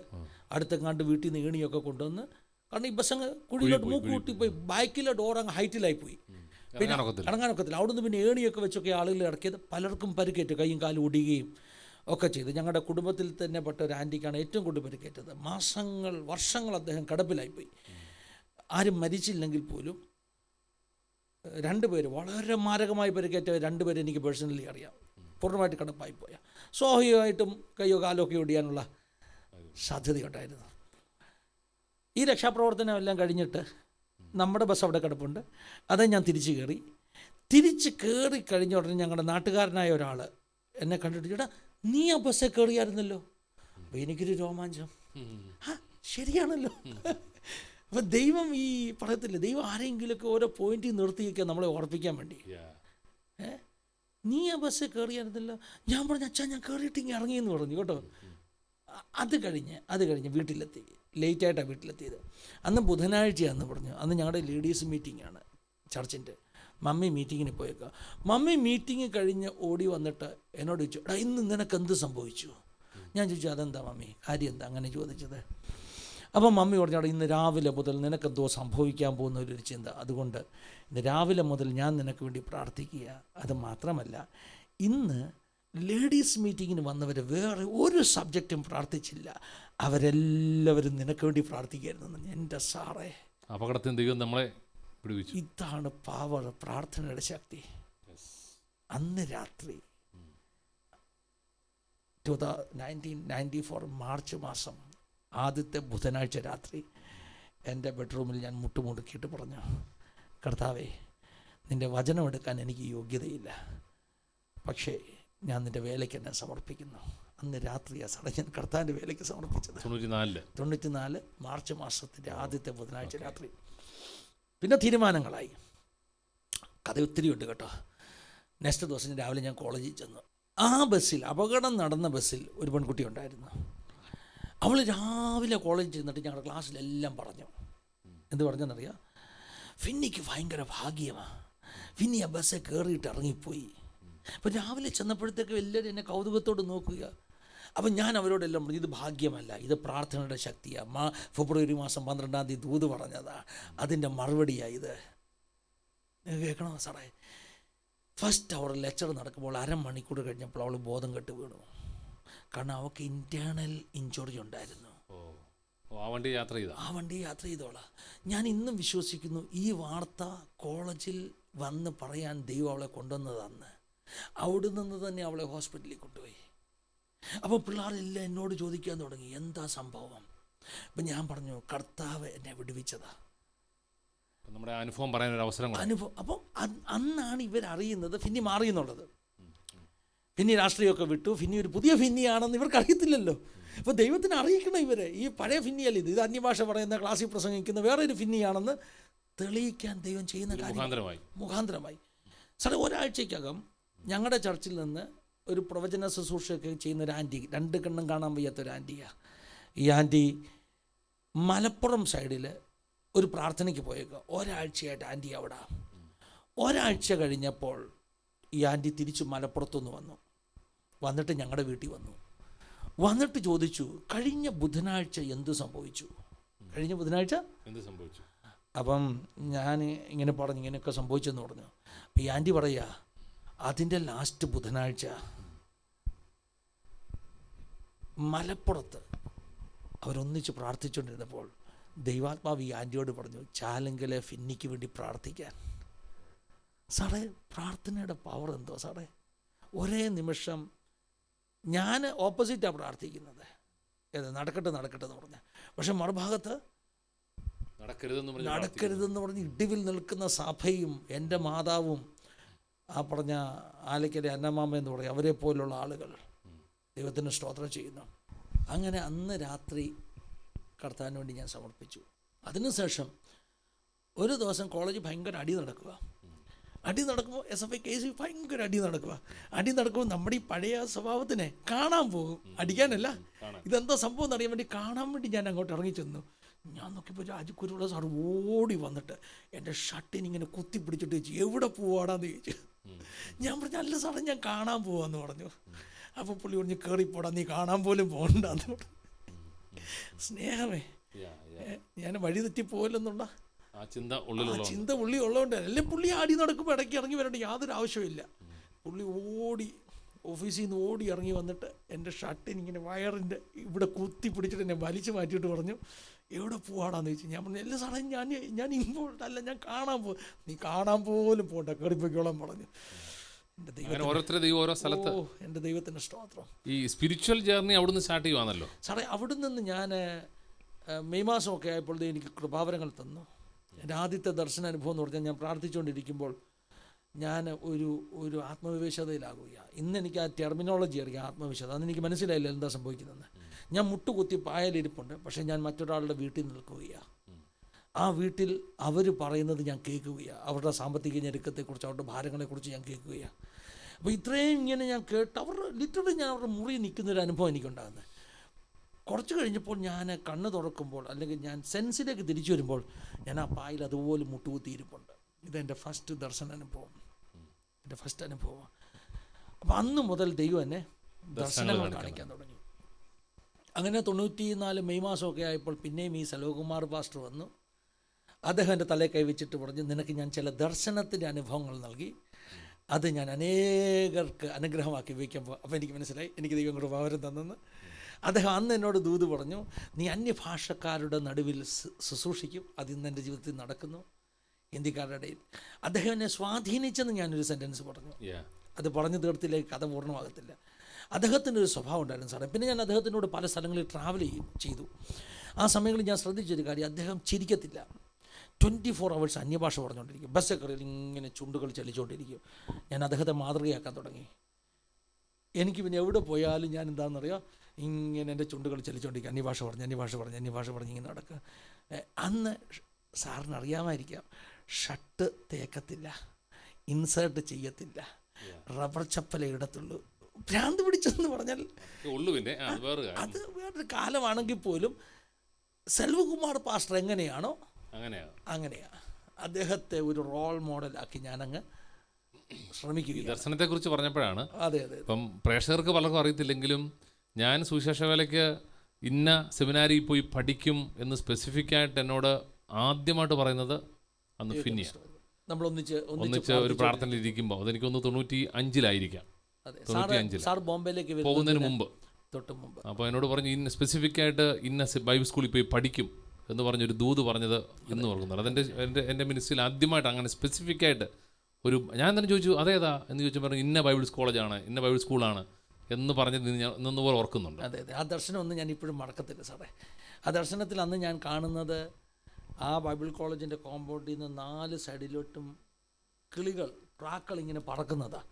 സത്യത്തിൽ സാറിൻ്റെ ഇന്നത്തെ മിനിസ്ട്രി ലോകം മുഴുവൻ എത്തുന്ന ഒരു ശുശ്രൂഷയായിട്ട് വളരുന്നതിൻ്റെ ഒരു കാഴ്ച കാണുമായിരുന്നു, തുടക്കം അന്ന് കാണുകയായിരുന്നു. ദൈവത്തിന് സ്തോത്രം ചെയ്യുന്നു. അങ്ങനെ ഒത്തിരി പേർക്ക് വേണ്ടി ശുശ്രൂഷിപ്പാൻ ദൈവം സഹായിച്ചു. പിന്നെ കുറേ വർഷം ജോലിയൊക്കെ ചെയ്തു പോകുമായിരുന്നല്ലോ സാറേ. ഞാൻ പറഞ്ഞല്ലോ, എൻ്റെ ഉള്ളിൽ കിടന്നൊരു കയ്പിൻ്റെ കാര്യം പറഞ്ഞല്ലോ, ഒരു കയ്പ്. അതായത് ഞാൻ ഒരിക്കലും ഒരു പാസ്റ്ററാകത്തില്ല. ഞാൻ ശുശ്രൂഷിക്കാൻ റെഡിയാണ്, ഞാൻ പ്രസംഗിക്കാൻ റെഡിയാണ്, ഞാൻ കർത്താവിന് വേണ്ടി എന്തും ചെയ്യാൻ റെഡിയാണ്. പക്ഷേ എൻ്റെ കൈ കൊണ്ട് അധ്വാനിച്ചാൽ ഞാൻ ജീവിക്കത്തുള്ളൂ. എനിക്ക് മറ്റൊരാളുടെ ഔദാര്യത്തിൽ അല്ലെങ്കിൽ കരുണയിൽ ജീവിക്കാൻ പറ്റത്തില്ല. ആ ജോലിയൊക്കെ ചെയ്തെന്ന് എങ്ങനെയാണ് മിനിസ്ട്രിയിലേക്ക് ഫുള്ളായിട്ട് വന്നതെന്നുള്ളതിനെ കുറിച്ചുകൂടെ ഒന്ന് പറയാം സാറേ. ബോംബെ വന്ന് ജോലിക്ക് വേണ്ടിയാണ് ബോംബെ വന്നത്. ബോംബെ ജോലി കിട്ടി. IT ഫീൽഡ് കമ്പ്യൂട്ടർ പ്രോഗ്രാമറായിട്ടാണ് ഞാൻ ജോലി ചെയ്തത്. കുറേ കമ്പനികളിൽ ജോലി ചെയ്തു. ഒരു സമയമായപ്പോൾ സ്വന്തമായിട്ട് ബിസിനസ് തുടങ്ങി. അതായത് IT കമ്പനി തുടങ്ങി. എൻ്റെ സ്വപ്നം എന്ന് പറഞ്ഞാൽ ഇന്ത്യയിലെ ഏറ്റവും വലിയ IT കമ്പനി ഉണ്ടാക്കണം എന്നരുത് കേട്ടോ. ഞാൻ ഇപ്പോഴും തമാശയോടുകൂടെ ആളുകളോട് പറയും. എൻ്റെ വിസിറ്റിംഗ് കാർഡിലൊക്കെ ഞാൻ അങ്ങനെ പ്രിൻ്റ് ചെയ്തിട്ടുണ്ട്, we make what you dreams. നിങ്ങൾ സ്വപ്നം കാണുന്നത് ഞാൻ ഉണ്ടാക്കും എന്ന് പറഞ്ഞാൽ അതിൻ്റെ കോൺഫിഡൻസ് ആയിരുന്നു. കാരണം സോഫ്റ്റ്വെയർ ഡെവലപ്പ് ചെയ്യുന്ന കാര്യത്തിൽ അങ്ങനെ ഒരു അമിത ധൈര്യം എനിക്കുണ്ടായിരുന്നു, ഒരു ഓവർ കോൺഫിഡൻസ് ഉണ്ടായിരുന്നു. കാരണം അതുപോലെ ഒരു സോഫ്റ്റ്വെയർ ഡെവലപ്പ് ചെയ്യാനുള്ള ഒരു കൃപയെന്ന് പറയാനൊക്കെ, കഴിവെന്ന് പറയാനൊക്കെ ദൈവം എനിക്ക് തന്നിട്ടുണ്ടായിരുന്നു. ഞാൻ എൻ്റെ കമ്പനിയുടെ ബോസൊക്കെ പറയുമായിരുന്നു എനിക്ക്, you have the gene for a developer എന്ന് പറയുമായിരുന്നു. ഒരു സോഫ്റ്റ്വെയർ ഡെവലപ്പർ ആകാനുള്ള ജീൻ ഉണ്ടെന്ന് പറയുമായിരുന്നു. അതായത് നമ്മുടെ ജെനറ്റിക്സിൻ്റെ അകത്ത് അതുണ്ടെന്ന് പറയുമായിരുന്നു. അതുപോലെ ഞാൻ സോഫ്റ്റ്വെയർ ഡെവലപ്പ് ചെയ്യുമായിരുന്നു. ഞങ്ങളുടെ ബോസ് പറ്റത്തില്ലെന്ന് പറയുന്ന സംഭവം ഞാൻ ഉണ്ടാക്കി കൊടുക്കുമായിരുന്നു. അത്രയ്ക്കൊരു കോൺഫിഡൻസ് ഉണ്ട്. IT കമ്പനി തുടങ്ങി. അങ്ങനെ മുന്നോട്ട് വരുന്ന സമയത്താണ് എൻ്റെ പിതാവിൻ്റെ മരണം. 2003 ജീവിതത്തിലെ വലിയ ടേണിംഗ് പോയിൻ്റ്. പിതാവ് മരിക്കുമ്പോൾ ഞാൻ കോലാപ്പൂരിലൊരു ക്യാമ്പിലാണ്. ഫോണൊന്നും സിഗ്നലില്ല അവിടെ. വീട്ടുകാരെന്നെ കോണ്ടാക്ട് ചെയ്യാൻ ശ്രമിക്കുന്നുണ്ട്, പക്ഷേ നടക്കുന്നില്ല. ഒരു വ്യാഴാഴ്ച പിതാവ് മരിച്ചു. ശനിയാഴ്ചയായപ്പം ഞാൻ വെറുതെ വീട്ടിലോട്ടൊന്ന് വിളിച്ചു. ക്യാമ്പ് സൈറ്റിൽ നിന്ന് വെളി വന്ന് എവിടെയോ ലോക്കൽ ബൂത്തിൽ നിന്ന് വീട്ടിലോട്ട് വിളിച്ചപ്പം വീട്ടിൽ നിന്ന് മരിച്ചെന്ന് പറയത്തില്ലല്ലോ. എടാ പപ്പ സീരിയസ് ആ, ഹോസ്പിറ്റലിൽ അഡ്മിറ്റാണ്, നീ എളുപ്പം ഇവിടെ വാടാന്ന് പറഞ്ഞു. അപ്പോഴത്തേക്ക് ഞാൻ ക്യാമ്പസ് സെൻറ്ററിൽ തിരിച്ചു വന്ന് എൻ്റെ വൈഫിനെയും എൻ്റെ കുഞ്ഞിനെയും എല്ലാം കൂട്ടി ഞാൻ എല്ലാവരോടും പറഞ്ഞു, പപ്പ സീരിയസാണ്, ഞങ്ങൾ തിരിച്ചു പോവുക, ബോംബെക്ക് പോവുകയാണ്, നാട്ടിൽ പോവുക.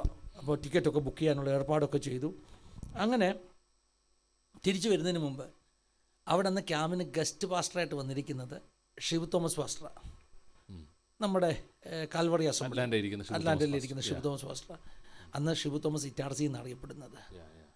ഷിബു തോമസ് പാസ്റ്റർ എന്നെ ഒന്ന് പ്രാർത്ഥിച്ചു വിട്ടു, എനിക്ക് വേണ്ടി ഒന്ന് പ്രാർത്ഥിച്ചപ്പം പറഞ്ഞു, ഫിന്നി, ഞാൻ കാണുന്നത് ഒരു ഒഴിഞ്ഞ ആൾട്ടറാണ്. ഫിന്നിയുടെ പപ്പ ഇല്ല, മരിച്ചു പോയിരിക്കുന്നു. ആ ആൾട്ടറിൽ ഇനിയും നിൽക്കേണ്ടത് ഫിന്നിയാണ്. ഇത്രയൊരു ദൂത് പറഞ്ഞ് എന്നെ വിടുകയാണ്. ഞാൻ ബൈന്ദറി വന്നപ്പോഴത്തേക്ക് എൻ്റെ ഒരു പപ്പയുടെ കസിൻ എന്നെ ഫോൺ ചെയ്തു, നീ ഇവിടെ ആയിടാന്ന് ചോദിച്ചു. അപ്പം ഞാൻ പറഞ്ഞു, അച്ഛാ സത്യം പറ, എന്താ സംഭവിച്ചത്? അപ്പോൾ പറഞ്ഞു, പപ്പ പോയടാന്ന് പറഞ്ഞു. അങ്ങനെ ഞാൻ നാട്ടിൽ ചെല്ലുകയാണ്. നാട്ടിൽ ചെല്ലുമ്പം എൻ്റെ കൂട്ടുകാരായിരുന്നു പപ്പയുടെ കൂട്ടുകാർ. സാറിന് അറിയത്തില്ല, നമ്മുടെ ഫ്രണ്ട്സ് ഓഫ് റിയാലിറ്റി ഒക്കെ. അതെ അതെ, ഫ്രണ്ട്സ് ഓഫ് റിയാലിറ്റിയുടെ കുറേ കൂട്ടുകാരെ നാട്ടിൽ ഇട്ടിട്ടാണ് ഞാൻ ബോംബെക്ക് പോയത്. ഫ്രണ്ട്സ് ഓഫ് റിയാലിറ്റി, കൂട്ടുകാർ ബാലവേദി, സാറൊക്കെ ഒത്തിരി വന്ന് നമ്മൾ സഹകരിച്ചിട്ടുള്ള ക്രൈസ്തവ ബോധി പോലുള്ള ഒരു പരിപാടിയായിരുന്നു. ഫ്രണ്ട്സ് ഓഫ് റിയാലിറ്റി, കൂട്ടുകാർ ബാലവേദി, അതിലെ കുറേ കൂട്ടുകാരുണ്ട്. ഞാൻ ബോംബെ പോയ ശേഷം എൻ്റെ സ്നേഹിതർ പപ്പയുടെ സ്നേഹിതരായി മാറി. അവരൊന്നിച്ച് പ്രാർത്ഥിക്കുക, ഒന്നിച്ച് ഓൾ നൈറ്റ് പ്രയർ ഇരിക്കുക, ഇങ്ങനെയുള്ള സംവിധാനങ്ങളൊക്കെ അവിടെ നടക്കുന്നത്. അപ്പം പപ്പ മരിക്കുന്ന ദിവസം, അതിൻ്റെ തലേദിവസം പപ്പായും എൻ്റെ കൂട്ടുകാരും കൂടി ഇരുന്നൊരു ഓൾ നൈറ്റ് പ്രയർ ഇരുന്നു. ഓൾ നൈറ്റ് പ്രയർ കഴിഞ്ഞ് രാവിലെ അവരെല്ലാം വീട്ടിലോട്ട് പോയപ്പോഴാണ് പപ്പയ്ക്ക് നെഞ്ചുവേദന എടുക്കുന്നത്. ഹാർട്ട് അറ്റാക്കായിട്ടാണ് മരിക്കുന്നത്. അപ്പം നെഞ്ചുവേദന എടുക്കുമ്പോൾ മമ്മി അവരെ തന്നെ തിരിച്ചു വിളിച്ചു. അവർ വന്നാണ് പപ്പായെ ഹോസ്പിറ്റലിലേക്ക് കൊണ്ടുപോകുന്നത്. ഹോസ്പിറ്റലിലേക്ക് കൊണ്ടുപോകാൻ ഞങ്ങളുടെ വീട്ടിൽ നിന്ന് കാറിലേക്ക് പപ്പായെ കയറ്റുമ്പോൾ മമ്മിയുടെ കൈ പിടിച്ചിട്ട് പറഞ്ഞു, നമുക്ക് നിത്യതയിൽ ചെന്നിട്ട് കാണാമെന്ന് പറഞ്ഞു. പപ്പ മരിക്കുമ്പോൾ 55 വയസ്സേ ഉള്ളൂ സാറേ. 55. അത്രേ ഉള്ളൂ. വലിയ പ്രായമില്ല, കുറെ കൂടെ ജീവിക്കാനുള്ള പ്രായം ബാക്കിയുണ്ടായിരുന്നു. രോഗിയായിരുന്നു, സാറിനറിയാം. രോഗിയായിരുന്നെങ്കിലും ആരും കണ്ടാലും പറയത്തില്ല, ഒരിട്ട് ഇരിക്കുന്ന കണ്ടാൽ മറ്റു പ്രശ്നമൊന്നും തോന്നത്തില്ല. എന്നെക്കാട്ടിലും ഹൈറ്റ് ഉണ്ടായിരുന്നു, എന്നെക്കാട്ടിലും പേഴ്സണാലിറ്റി ഉണ്ടായിരുന്നു. 6 അടി ഹൈറ്റൊക്കെ ഉണ്ടായിരുന്നു പപ്പായ്ക്ക്. എനിക്ക് അത്ര ഹൈറ്റില്ല, പപ്പായുടെ നിറമില്ല, അങ്ങനൊരു പേഴ്സണാലിറ്റി ആയിരുന്നു പപ്പ. അപ്പോൾ കണ്ടാൽ പറയത്തില്ല രോഗിയാണെന്ന് പറയത്തില്ല. എന്താണെങ്കിലും മമ്മിയുടെ കൈ പിടിച്ചിട്ട് പറഞ്ഞു നമുക്ക് നിത്യതയിൽ ചെന്നിട്ട് കാണാം. എന്നിട്ട് പപ്പ പറഞ്ഞു, കർത്താവെ ഞാൻ ആയുസ് ചോദിക്കത്തില്ല, പക്ഷേ എനിക്കൊരാഗ്രഹമുണ്ട്. എൻ്റെ മോനെക്കുറിച്ച് പറഞ്ഞ വാഗ്ദത്തങ്ങൾ ഒത്തിരിയുണ്ട്, അതെനിക്ക് കാണണം, എന്നെ അത് കാണിക്കണം എന്ന് പറഞ്ഞു കേട്ടോ. അപ്പം ഞാൻ ഇത് കേട്ടപ്പോൾ ഭയങ്കര, ഞാൻ നാട്ടിൽ പപ്പയുടെ മരണത്തിന് ഫ്യൂണറിന് വന്നപ്പോൾ ഇത് കേട്ടപ്പോൾ എനിക്ക് വലിയ സങ്കടമായി. ഞാൻ കർത്താവിനോട് ചോദിച്ചു, കർത്താവ് പപ്പ ആയുസ് ചോദിച്ചില്ല, പപ്പ എൻ്റെ ശുശ്രൂഷ കാണണമെന്ന് ആഗ്രഹിച്ചത്. പപ്പയുടെ ബൈബിൾ എനിക്ക് കിട്ടി. പപ്പയുടെ ബൈബിളിൻ്റെ അവസാനത്തെ പേജിൽ വൈറ്റായിട്ടുള്ള ഭാഗത്ത് പപ്പ ഇങ്ങനെ എഴുതി വെച്ചിരിക്കുക, എൻ്റെ മോനെക്കുറിച്ചുള്ള ദൈവാലോചന ഞാൻ അവനെ മുദ്രാമുദ്രമായി ഉപയോഗിക്കും. ഹഗായി പ്രവാചകൻ്റെ പുസ്തകം 2-ാം അധ്യായം റഫറൻസ് ഉൾപ്പെടെ എഴുതി വെച്ചിരിക്കുക. ഇതൊക്കെ കണ്ട് ഞാൻ ഒത്തിരി കരഞ്ഞു സാറേ. ഞാൻ ദൈവത്തോട് ചോദിച്ചു, ദൈവം എന്താ നീ എന്നെ ഉപയോഗിക്കാത്തത്? ഞാൻ മിനിസ്ട്രിയിലാണ്, പാസ്റ്ററൽ മിനിസ്ട്രിയിലാണ്, ഒക്കെയാണ്, പക്ഷേ ദൈവം തന്ന വാഗ്ദത്തങ്ങളിലേക്ക് എനിക്ക് ചെന്നെത്തുവാൻ കഴിയുന്നില്ല. 2003 സെപ്റ്റംബർ മാസം എൻ്റെ പിതാവിൻ്റെ മരണം എൻ്റെ ടേണിംഗ് പോയിൻ്റ് ആയിരുന്നു. കർത്താവ് എന്നോട് പറഞ്ഞു, ഞാൻ ചോദിച്ചു എന്തുകൊണ്ട് കർത്താവെ നിനക്ക് എന്നെ ഉപയോഗിക്കുവാൻ കഴിയുന്നില്ല? കർത്താവ് എന്നോട് പറഞ്ഞു, നീ ഇന്ന് വരെ നിൻ്റെ പപ്പ പറയുന്നതേ കേട്ടിട്ടുള്ളൂ. സത്യമായിരുന്നു സാറേ. ഞാൻ പറഞ്ഞില്ല, എൻ്റെ ഹീറോ, എൻ്റെ മെൻറ്റർ, എൻ്റെ ഗുരു എല്ലാം എൻ്റെ പപ്പായ. പപ്പ പറയുന്നതിനപ്പുറം ഒന്നും എനിക്കില്ല. ഞാൻ ഒരിക്കൽ പോലും ദൈവമേ നീ എന്ത് പറയുന്നെന്ന് ചോദിക്കത്തില്ല. എൻ്റെ സ്പിരിച്വൽ ക്വസ്റ്റ്യൻസ് എല്ലാം പപ്പയുടെ. പപ്പ പറയുന്നതാണ് ദൈവം പറയുന്ന ആൻസർ. Fully dependent. ഞാൻ പഠിച്ചൊരു പാഠമാണ് സാറേ, അമിതമായിട്ടുള്ള മെൻറ്റർഷിപ്പും അപകടമാണ്. വി നീഡ് മെൻറ്റേഴ്സ്, പക്ഷേ ദൈവത്തെക്കാട്ടിലും കൂടുതൽ ഒരു മെൻറ്ററിൽ പോയി ആശ്രയിക്കാൻ പാടില്ല. മെൻറ്റർ വേണം, പക്ഷെ ദൈവത്തെ കേൾക്കണം. എൻ്റെ ജീവിതത്തിലെ പാഠമാണ്, ഞാൻ പഠിച്ച പാഠമാണ്. ദൈവം എന്നോട് പറഞ്ഞു, നീ ഇന്ന് വരെ ഞാൻ പറയുന്നത് കേട്ടില്ല. 2003 മുതൽ അങ്ങനെയാണ് കർത്താവിന് കാതോർക്കാൻ തുടങ്ങിയത്. എൻ്റെ പിതാവ് ഒരു പ്രാർത്ഥനയുടെ വോളായി, ദൈവമായിട്ട് ബന്ധം മാറാൻ തുടങ്ങി. ഒരു മെൻറ്റർ ഇല്ലാതെ ഡയറക്റ്റ് ദൈവമായിട്ടൊരു ബന്ധം. അങ്ങനെ എൻ്റെ ദീർഘോപവാസങ്ങൾ എൻ്റെ ജീവിതത്തെ മാറ്റാൻ തുടങ്ങി. അങ്ങനെ ഒരു ദീർഘോപവാസത്തിന് 2005 ഡിസംബർ മാസത്തിൽ ദൈവം എനിക്ക് തന്ന സമ്മാനമാണ് എൻ്റെ ഫുൾ ടൈം മിനിസ്ട്രി. 2005 മുതൽ പൂർണ്ണ സമയം ജോലിയെല്ലാം കളഞ്ഞു. ഡിസംബർ മാസം. ഇനിയുള്ള യാത്രയാണ് ഏറ്റവും പ്രധാനപ്പെട്ടത് ശുശ്രൂഷയിലേക്ക് വന്നതിന് ശേഷം. സാറേ 2005 ഡിസംബർ മാസത്തിൽ ഞാൻ 3 ദിവസം ഉപവസിക്കുമ്പോൾ ഞാൻ ദൈവത്തോട് ചോദിച്ചു, കർത്താവ് എൻ്റെ എല്ലാ ഉപവാസത്തിനും എനിക്ക് എന്തെങ്കിലും ദൈവം സമ്മാനം തന്നിട്ടുണ്ട്. എല്ലാ ഉപവാസത്തിലും ഒന്നിലൊരു പുതിയ പാട്ട് കിട്ടിയിട്ടുണ്ട്. കുറേ പാട്ട് എഴുതുന്ന ദൈവം എഴുതിയിട്ടുണ്ട്. കുറേ പാട്ട് അറിയാവുന്ന അല്ലെങ്കിൽ പാടുന്ന പാട്ടുകൾ സാറേ, അപ്പ എന്നോടൊന്ന് മിണ്ടണമെന്നുള്ള പാട്ട് നമ്മുടെ ചാനലിലൊക്കെ നമ്മൾ പാടാറുള്ള പാട്ടാണ്. എക്സലിൻ്റെ ആ ഒരു കോമ്പറ്റീഷൻ ടാലൻറ്റ് ഇവൻറ്റിൽ മോളാ പാട്ട്, അതെ അതെ, അത് പാടുവാനിടയായി തീർന്നു. കുറേ പാട്ടുകൾ അങ്ങനെ എഴുതുവാനിടയായി തീർന്നു. ഈ ദിവസങ്ങളിൽ ഞാൻ കൂടുതൽ ഫോക്കസ് ചെയ്യുന്നത് ഹിന്ദിയിൽ പാട്ടുകൾ എഴുതുക. കാരണം Hindi kingdom of God, Hindi ദൈവരാജ്യത്തിന് കോൺട്രിബ്യൂഷൻസ് ഉണ്ടാകണമെന്ന് ഞാൻ വിശ്വസിക്കുന്നു. മലയാളത്തിൽ ഇഷ്ടം പോലെ ഉണ്ട്, മലയാളത്തിൽ ഉള്ളത് കൊണ്ട് ഹിന്ദിയിലേക്ക് ചെയ്യണമെന്ന് ആഗ്രഹിക്കുന്നു. ഇപ്പോൾ എഴുതുന്ന പാട്ടുകൾ കൂടുതലും ഹിന്ദി പാട്ടുകളാണ് എഴുതുന്നത്. കർത്താവിൻ്റെ കൃപയാൽ കുറേ പാട്ടുകൾ എഴുതുവാൻ ഇടയായി തീർന്നു. അപ്പോൾ ഞാൻ പറഞ്ഞു വന്നത്, എല്ലാ ഉപവാസത്തിലും ദൈവം എന്തെങ്കിലും എനിക്ക് പുതുതായിട്ട് തന്നിട്ടുണ്ട്. 2005 ഡിസംബർ മാസത്തിൽ എൻ്റെ ഫാസ്റ്റിംഗ് തുടങ്ങുന്ന ദിവസം എനിക്കൊരു ക്യൂരിയോസിറ്റി, ഈ പ്രാവശ്യം എന്താ കിട്ടാൻ പോകുന്നത്. അപ്പോൾ ഞാൻ ദൈവത്തോട് ചോദിച്ചു, കർത്താവേ എനിക്കെന്താ തരാൻ പോകുന്നത്? അപ്പോൾ എൻ്റെ വീട്ടിലൊരു ലൈബ്രറി ഉണ്ട്. ഈ ലൈബ്രറി ഏതാ? പപ്പയുടെ ലൈബ്രറിയാണ്. പപ്പ ആസാമിൽ നിന്ന് അത് ഗുഡ്സ് ട്രെയിന് കയറ്റി നാട്ടിൽ കൊണ്ടുവന്നു. പപ്പ മരിച്ചപ്പോൾ കേരള ട്രാൻസ്പോർട്ടിംഗ് കമ്പനിക്ക് കയറ്റി ഈ പുസ്തകം മുഴുവൻ ഞാൻ ബോംബെ കൊണ്ടുവന്നു. അപ്പോൾ ഇത് വെക്കാൻ സ്ഥലമില്ല സാറേ. അപ്പോൾ ഒരു ഷെൽഫൊക്കെ ഉണ്ടാക്കി കുറേ പുസ്തകം വെച്ചിട്ടുണ്ട്. പിന്നെ സാറിന് അറിയില്ല, ബോംബെയിലെ ബോക്സ് കട്ടിലിൻ്റെ അകത്ത് മുഴുവൻ പുസ്തകം. ഞാൻ ഒരു കാലത്ത് പറയുമായിരുന്നു, ഞാൻ പുസ്തകങ്ങളുടെ മുകളിൽ കിടന്നാണ് ഉറങ്ങുന്നത്. കട്ടിൽ നിറച്ച് പുസ്തകങ്ങളാണ്, പപ്പയുടെ പുസ്തകങ്ങളാണ്, ബൈബിൾ കോളേജിൻ്റെ പുസ്തകങ്ങളാണ്. എനിക്ക് പുസ്തകങ്ങൾ മിക്കതും പരിചിതമല്ല. അപ്പം ഇങ്ങനെ ഷെൽഫിൽ പുസ്തകങ്ങൾ വെച്ചിരിക്കുക. ഞാൻ ചോദിച്ചു, കർത്താവ് എനിക്ക് എന്താ ഇപ്രാവശ്യം തരുന്നത്? ദൈവാത്മാവിനോട് വ്യക്തമായിട്ട് പറയുക, ആ പുസ്തക കൂട്ടത്തിൽ താഴെയിൽ നിന്ന് 2ാമത്തെ റോയിലിരിക്കുന്ന 3ാമത്തെ പുസ്തകം എടുക്കുക. ദൈവശബ്ദം ഞാൻ കേൾക്കുക സാറേ. ഞാൻ പെട്ടെന്ന് അവിടെ ഷെൽഫിൽ ചെന്നിട്ട് ആ പുസ്തകം ഇങ്ങനെ വലിച്ചെടുത്തു. ഞാൻ പരിചയമില്ലാത്തൊരു പുസ്തകം, ഒരു റെഡ് ബൈൻഡൊക്കെയുള്ള പുസ്തകത്തിന് മണ്ടിൽ ഇങ്ങനെ ചൈനീസ് ഭാഷയിലൊക്കെ അക്ഷരങ്ങളുണ്ട്. അപ്പോൾ എനിക്ക് മനസ്സിലായി സംതിങ് റിലേറ്റഡ് വിത്ത് ചൈനക്കാരുടെ എന്തോ കഥയാണ്. വലിച്ചെടുത്തപ്പോൾ ആ പുസ്തകത്തിൻ്റെ പേര് John sung the flame off revival. സാറേ, എൻ്റെ ജീവിതം മാറ്റിയത് ആ പുസ്തകമാണ്. Flame off revival, the flame off revival, John sung. ആ പുസ്തകം ഞാൻ ആ 3 ദിവസത്തെ ഫാസ്റ്റിങ്ങിൽ വായിച്ചു തീർത്തു. John സങ്ങിൻ്റെ story. 16-ാമത്തെ വയസ്സിൽ അമേരിക്കയിൽ കെമിസ്ട്രിയിൽ PhD എടുക്കാൻ പോയൊരു ചെറുക്കനാണ് ജോൺ സങ്. 26-ാമത്തെ വയസ്സിൽ PhD കംപ്ലീറ്റ് ചെയ്തു. ചൈനയിലെ ഒരു പാസ്റ്റർ മകനാണ്. ചെറിയ പ്രായത്തിൽ പ്രസംഗിക്കും. അപ്പം നാട്ടുകാരല്ല ഇവനെ ലിറ്റിൽ പാസ്റ്റർ, അല്ലെങ്കിൽ നമ്മുടെ ഭാഷയിൽ കൊച്ചുപദേശി എന്ന് വിളിക്കും. അപ്പോൾ എല്ലാവരുടെയും പ്രതീക്ഷ ഇവനൊരു പാസ്റ്ററാകുന്ന. പക്ഷേ ഇവൻ പറഞ്ഞു, എൻ്റെ പപ്പയുടെ ഓർഗനൈസേഷനിൽ വിദ്യാഭ്യാസമുള്ള പാസ്റ്റർമാരില്ല, എനിക്ക് അമേരിക്കയിൽ പോയി PhD എടുക്കണം, എന്നിട്ട് വിദ്യാഭ്യാസമുള്ളൊരു പാസ്റ്ററായി തീരണം. ഇതെൻ്റെ സ്വപ്നം. അങ്ങനെ ചൈനയിലെ പാവം പിടിച്ച ഉപദേശിമാരെല്ലാം കൂടെ ഫണ്ട് റേസ് ചെയ്ത് ഇവനെ അമേരിക്കയിൽ പഠിക്കാൻ വിട്ടു. കപ്പൽ കയറി അമേരിക്കയിൽ പോയി ഒഹായോ യൂണിവേഴ്സിറ്റിയിൽ നിന്ന് കെമിസ്ട്രിയിൽ ഡോക്ടറേറ്റ് എടുത്തു. അതിനുശേഷം സ്റ്റോറി ഷോർട്ടായിട്ട് പറഞ്ഞാൽ അദ്ദേഹം ചൈനയിലേക്ക് തിരിച്ചു വരികയാണ്. വലിയ സ്റ്റോറിയാണ് കേട്ടോ. ചൈനയിലേക്ക് തിരിച്ചു വരികയാണ്. ചൈനീസ് പുറംകടലിൽ കപ്പലെടുത്തു. അടുത്ത ദിവസം രാവിലെ ബോട്ട് വന്നിട്ട് ഇതിലെ ആളുകളെ കൊണ്ടുപോകും. ബോട്ടിന് വേണ്ടി വെയിറ്റ് ചെയ്യുക. അർദ്ധരാത്രി ആയപ്പോൾ ജോൺ സങ് അമേരിക്കയിൽ പോയി സമ്പാദിച്ച ഡിഗ്രീസ് ആൻഡ് ഡിപ്ലോമാസ് എല്ലാം എടുത്തുകൊണ്ട് കപ്പലിൻ്റെ ഡെക്കിൽ കയറി. എന്നിട്ട് ഇതെല്ലാം കടലിലേക്ക് വലിച്ചെറിഞ്ഞു. എന്നിട്ട് പറഞ്ഞ്, കർത്താവേ, ജോൺ സങ് പോയതുപോലെ തിരിച്ചു വരുന്നു, നീ എന്നെ ഉപയോഗിച്ചാൽ മതി. സാറേ, ജോൺ സങ്ങിനെ കുറിച്ച് ഞാൻ ജീസസ് ഇൻ ചൈന എന്ന് പറഞ്ഞൊരു വീഡിയോയിൽ ഞാൻ കണ്ടത് 1.5 ലക്ഷം ആളുകൾ അദ്ദേഹത്തിൻ്റെ ശുശ്രൂഷയിൽ രക്ഷിക്കപ്പെട്ടു. ഇന്ന് അണ്ടർഗ്രൗണ്ട് ചർച്ചിൻ്റെ ലീഡേഴ്സ് എല്ലാം രക്ഷിക്കപ്പെട്ടത് ജോൺ സങ്ങിൻ്റെ മിനിസ്ട്രിയിലാണ്. ചൈനയെ കമ്മ്യൂണിസം പിടിച്ചെടുക്കുന്നതിന് മുമ്പ് ചൈനയുടെ മെയിൻലാൻഡിൽ ഏറ്റവും വലിയ റിവൈവൽ ഉണ്ടാക്കാൻ ദൈവം അയാളെ ഉപയോഗിച്ചു. വലിയ സ്റ്റോറിയാണ് കേട്ടോ സാറേ, വലിയ സ്റ്റോറി. എന്നെ ഒത്തിരി ഇൻസ്പയർ ചെയ്ത സ്റ്റോറി. ആ പുസ്തകം വായിച്ചു കഴിഞ്ഞപ്പോൾ ഞാൻ പറഞ്ഞു, കർത്താവ്, ജോൺ സങ്ങിനെ പോലെ എറിഞ്ഞു കളയാൻ എനിക്ക് വലിയ PhD ഒന്നുമില്ല, പക്ഷേ എൻ്റെ കൊച്ചു ഡിഗ്രിയും എൻ്റെ കൊച്ചു ബിസിനസ്സും അല്ലേ, ഇൻഫോസിസിനെക്കാട്ടും വലിയ കമ്പനി ആക്കണം എന്നൊക്കെ ആഗ്രഹിച്ചത് കേട്ടോ. ഞാൻ അങ്ങനെയൊക്കെ സ്വപ്നം കണ്ടിട്ടുണ്ട്.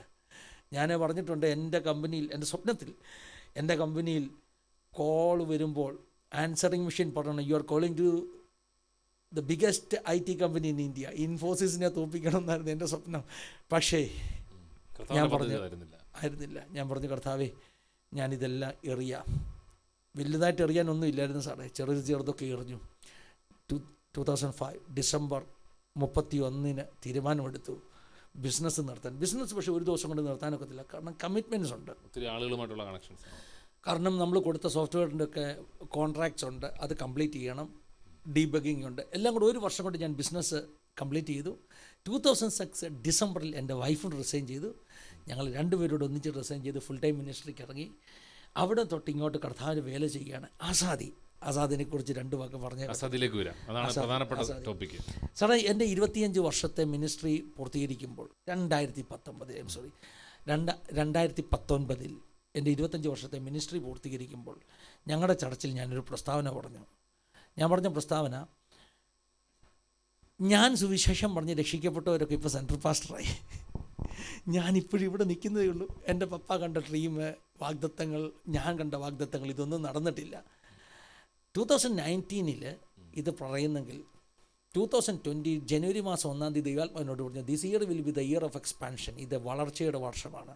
സാറിനറിയാമല്ലോ, 2020 ലോക്ക്ഡൗൺ വന്ന് എല്ലാം പൂട്ടി.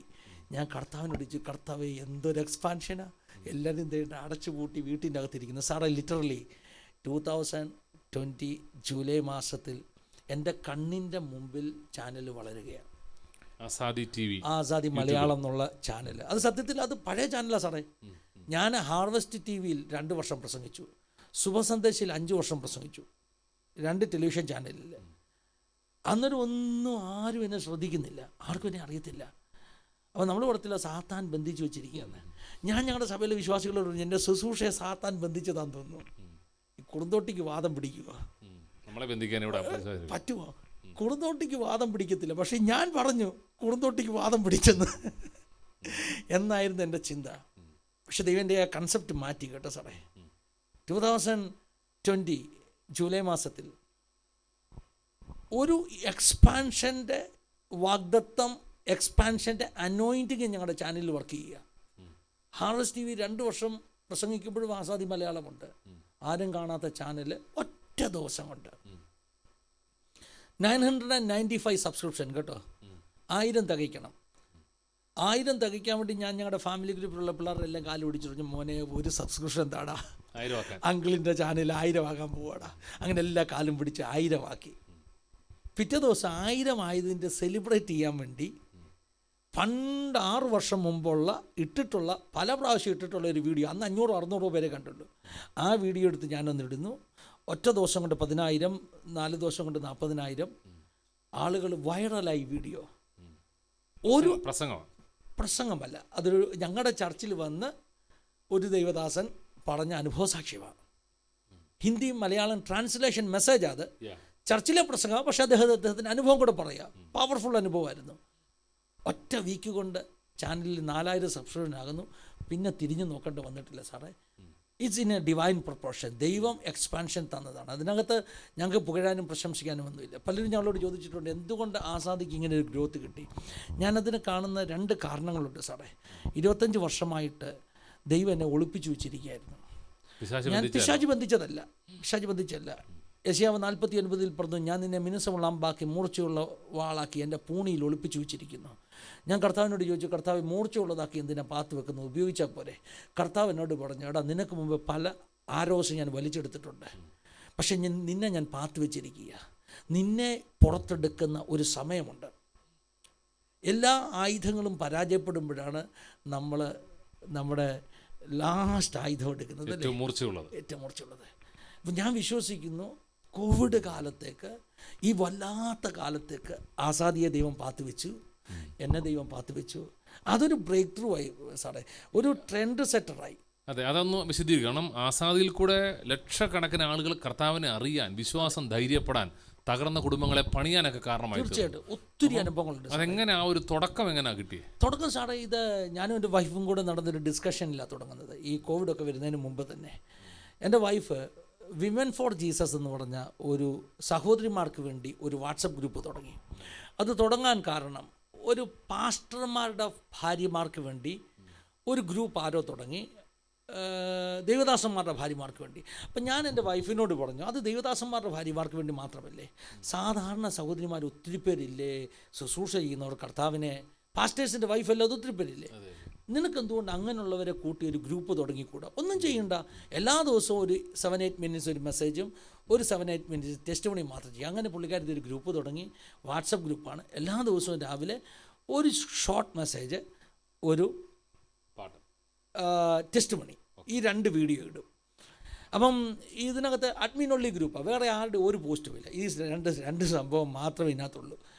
അപ്പോൾ കുറച്ച് കഴിഞ്ഞപ്പോൾ ഇതിനകത്ത് ടെസ്റ്റ് മണീസ് 7-8 മിനിറ്റ് ടെസ്റ്റ് മണീസൊക്കെ ഇടുമ്പോൾ ചിലപ്പോൾ ഈ വരുന്ന ഫോർമാറ്റ് വാട്സപ്പിന് സൂട്ടബിൾ ആയിരിക്കത്തില്ല. അപ്പോൾ അവൾ എൻ്റെ തന്നിട്ട് പറയും ഇതൊന്ന് കൺവേർട്ട് ചെയ്ത് തരാൻ പറയും, വാട്സപ്പിൽ കടത്തക്കണം. അപ്പം ഞാൻ കൺവേർട്ട് ചെയ്യാനിരിക്കുമ്പോൾ ഞാൻ ഈ ടെസ്റ്റ് മണിയൊക്കെ കേൾക്കുമ്പോൾ ഭയങ്കര ടെസ്റ്റ് മണി, ചാലഞ്ചിങ് ടെസ്റ്റ് മണി, 7-8 മിനിറ്റ് വരുന്ന ടെസ്റ്റ് മണി ഭയങ്കര. ഞാൻ പറഞ്ഞു, നോക്കേ ഇതൊക്കെ ഭയങ്കര ടെസ്റ്റ് മണിയാണ്, ഇത് വാട്സപ്പ് ഗ്രൂപ്പിലിട്ട് തീർക്കേണ്ടതല്ല, നമുക്കിത് പുറത്ത് കൊണ്ടുവരണം, ഇത് ഫേസ്ബുക്കിൽ നമുക്കൊരു ലൈവ് തുടങ്ങാം. അങ്ങനെ ഞങ്ങൾ 2 പേരും കുറേ ദിവസം ഡിസ്കസ് ചെയ്ത് അവസാനം she agreed with me. Then we started A live in ഫേസ്ബുക്കിൽ ലൈവ് കൊണ്ടുവന്നു. അങ്ങനെ ഒരു 40 ലൈവോളം ഫേസ്ബുക്കിൽ കൊണ്ടുവന്നിട്ടാണ് നമ്മൾ പിന്നെ യൂട്യൂബിൽ ജൂലൈ മാസത്തിൽ, ഞാൻ പറഞ്ഞില്ല ബ്രേക്ക് ത്രൂ ഉണ്ടായ ശേഷം, ജൂലൈ മാസത്തിൽ 40ാമത്തെ ലൈവിന് ശേഷമാണ് പിന്നീട് നമ്മൾ ഈ പറഞ്ഞ യൂട്യൂബിലേക്ക് ലൈവ് വരുന്നത്. സാറേ, പലരും ഞങ്ങളോട് ചോദിക്കും എന്തുകൊണ്ട് ഞങ്ങളെ ദൈവം ഉപയോഗിച്ചു. ഞാൻ കാണുന്ന 2 കാരണങ്ങളുണ്ട്. ഒന്ന്, ദൈവത്തിൻ്റെ ടൈമിങ്ങിൽ വാഗ്ദത്തങ്ങളുടെ ഒരു നിവർത്തീകരണം, എൻ്റെ അപ്പനോടുള്ള നീതി എന്ന് പറയാം. അപ്പൻ കാണാൻ ആഗ്രഹിച്ച ശുശ്രൂഷയുടെ ഒരു പ്രോഗ്രഷൻ ഞങ്ങൾ കാണുക. രണ്ടാമത്തെ ഒരു കാരണം, 2006 ഞങ്ങൾ ഫുൾ ടൈം മിനിസ്ട്രിക്ക് ഇറങ്ങിയപ്പോൾ ഞങ്ങൾ ഒന്നിച്ചെടുത്തൊരു തീരുമാനമുണ്ട് സാറേ. കാരണം ഞങ്ങളുടെ ശുശ്രൂഷയിൽ ചെറിയ പ്രായം മുതൽ ഒത്തിരി ശുശ്രൂഷ അനുഭവങ്ങളിൽ ഞങ്ങളെ ഒതുക്കാൻ അല്ലെങ്കിൽ വെട്ടാനൊക്കെ ശ്രമിച്ച ഒത്തിരി അനുഭവങ്ങളുണ്ട്. ഒത്തിരി പേര് ഞങ്ങളെ ശുശ്രൂഷയിൽ മുന്നോട്ട് വരാതെ, മറ്റൊന്നുമല്ല ചർച്ച് പൊളിറ്റിക്സ് കൊണ്ട് മാത്രം, അറിയാലോ സാറിന്, അസൂയ ഇതുകൊണ്ട് തന്നെ ഒഴിവാക്കാനൊക്കെ ഒത്തിരി ശ്രമിച്ചു. 2006 ഞങ്ങൾ ഫുൾ ടൈം മിനിസ്ട്രിക്ക് 2 പേരോട് ഇറങ്ങിയപ്പോൾ ഞങ്ങൾ ഒന്നിച്ച് കൈകോർത്ത് പിടിച്ചൊരു പ്രാർത്ഥിച്ചു. ഞങ്ങൾ കഴിവുള്ളിടത്തോളം ആളുകൾക്ക് കൈത്താങ്ങൽ കൊടുക്കും. മറ്റുള്ളവരെ വളർത്തിയെടുക്കുന്നത് ഞങ്ങളുടെ ജീവിതധർമ്മമായി കാണും. ഞാൻ ഉപയോഗിച്ചൊരു പദം, ഞാൻ പറഞ്ഞു, കർത്താവേ, മറ്റുള്ളവർക്ക് ചവിട്ടിക്കയറാൻ എൻ്റെ തോള് ഞാൻ തരാം. സാറേ, ഞാൻ പ്രാർത്ഥിച്ചതാ, മറ്റുള്ളവർക്ക് ചവിട്ടിക്കയറാൻ ഞാൻ കുനിഞ്ഞു നിൽക്കാം, എൻ്റെ തോള് ഞാൻ തരാം. 2006 ഞാനും എൻ്റെ വൈഫും കൂടെ എടുത്തൊരു തീരുമാനം. കർത്താവ് ഉപയോഗിക്കുവാൻ ഹിതമുള്ള ആളുണ്ടെങ്കിൽ എൻ്റെ കയ്യിൽ തന്നാൽ ഞാൻ അവരെ കർത്താവിൻ്റെ കുഞ്ഞുങ്ങളെപ്പോലെ വളർത്തിയെടുത്ത് ദൈവരാജ്യത്തിന് വേണ്ടി റിലീസ് ചെയ്യാം. സാൽമൺ കുഞ്ഞുങ്ങളെ ഗവൺമെൻറ് വളർത്തുമല്ലേ? ആർക്ക് വേണ്ടിയാണ്? വളർത്തിയിട്ട് കടലിലാണ് വിടുന്നത്. അപ്പോൾ എന്നെ അത്ഭുതപ്പെടുത്തിയിട്ടുണ്ട്. ഈ ഇത്രയും വലിയ കൊമേഴ്ഷ്യൽ വെഞ്ചർ നടത്തുമ്പോൾ, ഇത്രയും ഇൻവെസ്റ്റ്മെൻറ്റ് നടത്തുമ്പോൾ വളർത്തിയെടുത്തിട്ട് കടലിൽ വിടാനാണ് സാറേ. പക്ഷേ അമേരിക്കൻ ഗവൺമെൻറ് ചെയ്യുന്ന കാര്യം എങ്കിലേ അത് പൊതുവിന് പ്രയോജനം ഉണ്ടാകത്തുള്ളൂ. നാളെ അവൻ വട്ടം കറങ്ങി വേറെ ഒരു വഴിക്കൂടെ വരും, അവൻ രാജ്യത്തിൻ്റെ സമ്പത്തായിട്ട് മാറുകയാണ്. So always I kept a concept kingdom first, ദൈവരാജ്യത്തിന് ഒന്നാം സ്ഥാനം. ഞങ്ങളുടെ ചർച്ചിൽ ഇപ്പോഴും ഞാൻ പ്രസംഗിക്കുന്ന കാര്യമാണ്. ഹാർവെസ്റ്റ് മിഷൻ അല്ല, ദൈവരാജ്യത്തിന് ഒന്നാമത്തെ സ്ഥാനം. നമ്മുടെ ഓർഗനൈസേഷനൊക്കെ 2ഓ 3ഓ സ്ഥാനം നിങ്ങൾ കൊടുത്താൽ മതി. എൻ്റെ ചർച്ചിൽ ഞാൻ പറയുന്ന കാര്യം കിങ്ഡം ഫസ്റ്റ്, ദൈവരാജ്യത്തിന് ഒന്നാം സ്ഥാനം കൊടുക്കുക. അപ്പോൾ ഈ ആസാദിയിൽ ഒത്തിരി ടെസ്റ്റ് മണി ചെയ്തില്ലേ, അതിൽ ഏറ്റവും ചലഞ്ചിങ് ആയിട്ട് തോന്നിയ ടെസ്റ്റ് മണി? അത് പറയാൻ ഒത്തിരിയുണ്ട് സാറേ. എത്രയോ അസാധാരണ അത്ഭുതങ്ങൾ. ഞാൻ പലപ്പോഴും ഈ ചോദ്യത്തിന് ഉത്തരം കണ്ടെത്താൻ ബുദ്ധിമുട്ടാറുണ്ട്. ഒരു അനുഭവം ഞാൻ പറയാം. നമ്മുടെ ചർച്ച് ബോർഡിൻ്റെ കൽക്കത്ത റീജിയൻ്റെ ഓവർസീറായിരുന്ന തങ്കച്ചൻ പാസ്റ്ററുടെ ഡോട്ടറിലോ അലക്സ് പാസ്റ്റർ വൈഫ് വന്ന് ഒരു ടെസ്റ്റ് മണി പറഞ്ഞു. അതിനകത്ത് പറയുന്നൊരു അനുഭവം എന്ന് പറഞ്ഞാൽ, അലക്സ് പാസ്റ്ററുടെ പിന്നെ ഒരു angio something like that, angioplasty എന്താ അതിന് പറഞ്ഞത്, ടെക്നിക്കൽ വേർഡ്സ് എനിക്കറിയില്ല. ആൻജിയോപ്ലാസ്റ്റിയുടെ ഒരു വീഡിയോ ഉണ്ട്. രണ്ടാമത് അദ്ദേഹത്തിന് 1 വർഷത്തിന് ശേഷം ഒരു നെഞ്ചുവേദനയൊക്കെ എടുക്കുമ്പോൾ ആ വീഡിയോ പ്രൂഫായിട്ട് ഡോക്ടർ ചോദിച്ചു. അവർ പറഞ്ഞു രണ്ടാമത് എന്ത് ചെയ്യണം, രണ്ടാമത് പ്രോസസ്സ് ചെയ്യണം. ഇവർ അഡമൻ്റായിട്ട് പറഞ്ഞു ഇല്ല, അത് ഹീൽഡ് ആയിരിക്കുകയാണ്. ഈ പ്രൂഫായിട്ട് ആ വീഡിയോ എടുക്കുമ്പോൾ ആ വീഡിയോയ്ക്കകത്ത് ആദ്യം പറഞ്ഞ ഒരു സംഭവമില്ല എന്ന് പറഞ്ഞാൽ ആദ്യത്തെ വീഡിയോയിൽ ഉണ്ടായിരുന്നു, ആദ്യത്തെ പ്രൊസീജിയറിനകത്ത് ഉണ്ടായിരുന്നു. പക്ഷേ രണ്ടാമത് ആ വീഡിയോ എടുക്കുമ്പോൾ ആ വീഡിയോ എൻറ്റയർലി ഡിഫറെൻറ്റ് വീഡിയോ. അതെങ്ങനെ സംഭവിച്ചു സാറേ? എനിക്കിന്നും അറിയത്തില്ല. ഞാൻ വിശ്വസിച്ചൊരു കാര്യം, ദൈവം വേണമെങ്കിൽ ഡേറ്റ എഡിറ്റ് ചെയ്യും. നിരീശ്വരവാദികൾ എന്നെ വേണേൽ ട്രോളും. സാറേ, ഡേറ്റ എഡിറ്റ് ചെയ്യും. സാറിനറിയാമോ, ഞങ്ങളുടെ ചർച്ചിലൊരു പ്രത്യേക അനുഭവം ഉണ്ടായപ്പോൾ, ഞങ്ങളുടെ ചർച്ചിലെ ഒരു ബ്രദറിന് ഒരു രാജ്യത്തേക്ക് വിസ വേണം. പക്ഷേ അദ്ദേഹത്തിന് ആ രാജ്യത്ത് പോകാനുള്ള പ്രശ്നങ്ങളുണ്ട്. കാരണം ആ രാജ്യത്തിൻ്റെ ഡേറ്റയ്ക്കകത്ത് ഒരു റിമാർക്ക് അദ്ദേഹത്തിന് കിടപ്പുണ്ട്, നെഗറ്റീവായിട്ട്. ജീവനുണ്ടായ രാജ്യം വിസ കൊടുക്കത്തില്ല.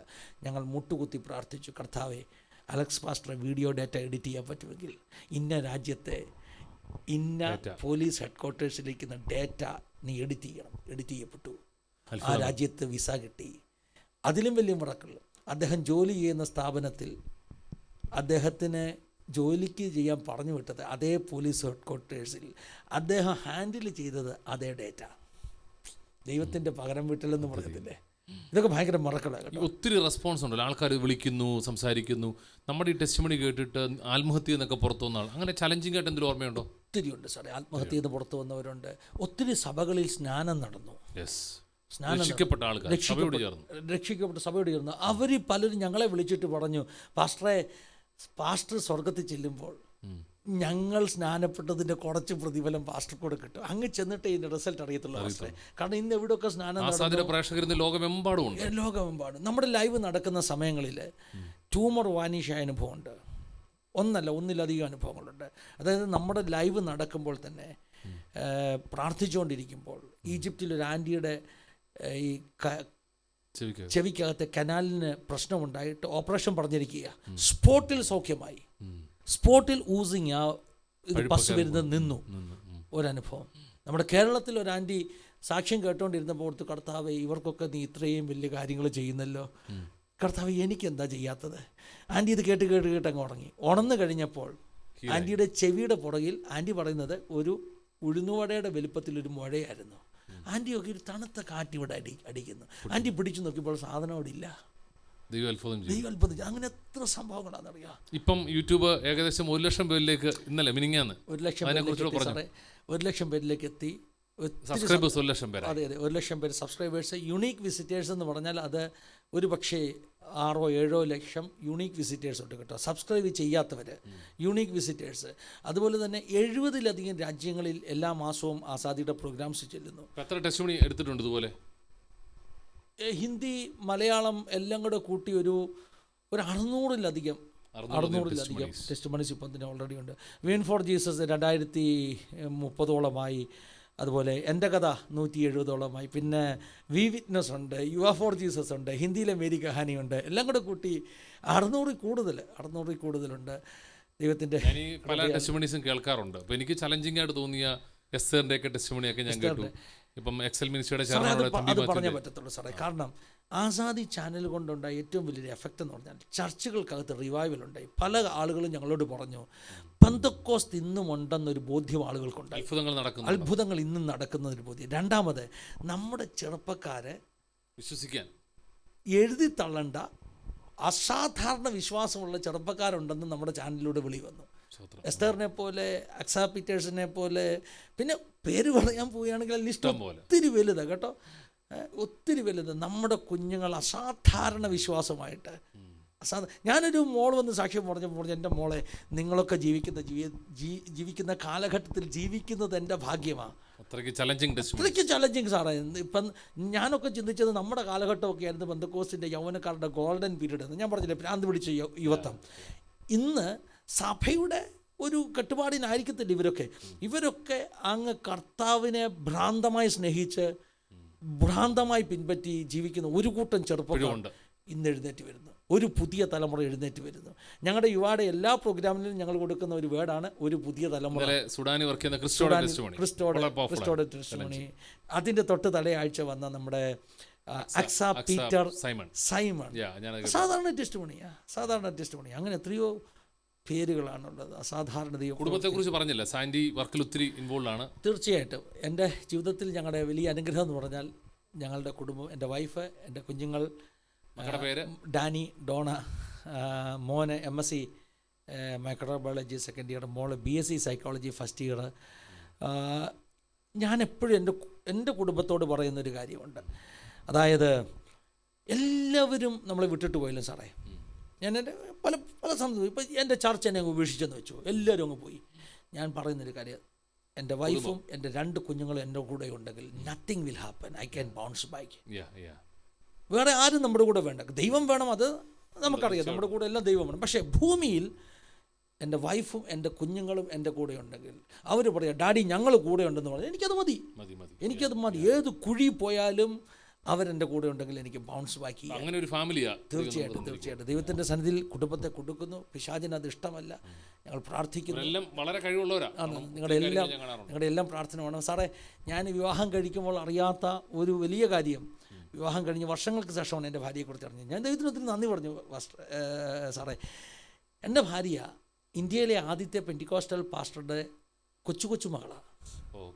അതെനിക്കറിയത്തില്ലായിരുന്നു, വിവാഹം കഴിക്കുമ്പോൾ അറിയത്തില്ലായിരുന്നു. അതായത് പരുത്തിപ്പാറ ഉമ്മച്ചൻ എന്ന് പറയും തൊവിയൂർ ചർച്ചക്കോട് ചർച്ചിൻ്റെ ആദ്യത്തെ പാസ്റ്റർ, ഇന്ത്യയിലെ ആദ്യത്തെ പെന്തക്കോസ്റ്റ് ചർച്ചാണ്. അതിൻ്റെ ആദ്യത്തെ പാസ്റ്ററുടെ കൊച്ചു മോൻ്റെ പാസ്റ്ററുടെ മകൻ്റെ മകൾ, 4th ജനറേഷൻ.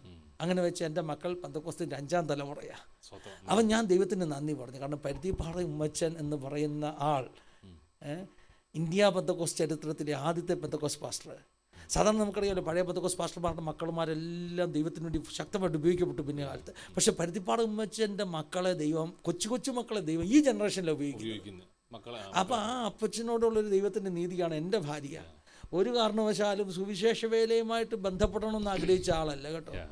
എന്നെ വിവാഹം കഴിച്ചുകൊണ്ടാണ് ഈ ലൈനിലേക്ക് കയറി വന്നത്. പക്ഷേ അത്ഭുതകരമായിട്ട് എൻ്റെ വൈഫിനെ കർത്താവ് ഉപയോഗിക്കുന്നു.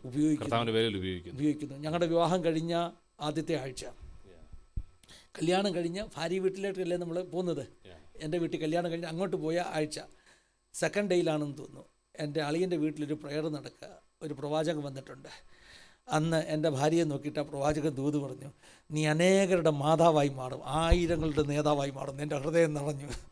പക്ഷെ അന്ന് നമുക്ക് ചിന്തിക്കാൻ ഒക്കത്തില്ല എങ്ങനെയാണ് സാറേ. എൻ്റെ ആഗ്രഹം, ഞാൻ കർത്താവിൻ്റെ വേലയ്ക്കുള്ളവനല്ലേ, എൻ്റെ ആഗ്രഹം സോഫ്റ്റ്വെയർ എഞ്ചിനീയർ അവൾ കല്യാണം കഴിച്ചത്. എൻ്റെ പപ്പ കല്യാണത്തിൻ്റെ തലയാഴ്ച അവളെ ഫോൺ ചെയ്തിട്ട് പറഞ്ഞു, ഞാനൊരു മുന്നറിയിപ്പ് തരിക, എൻ്റെ മോനെ എനിക്കറിയാം, അവനൊരു ഭ്രാന്തനാ.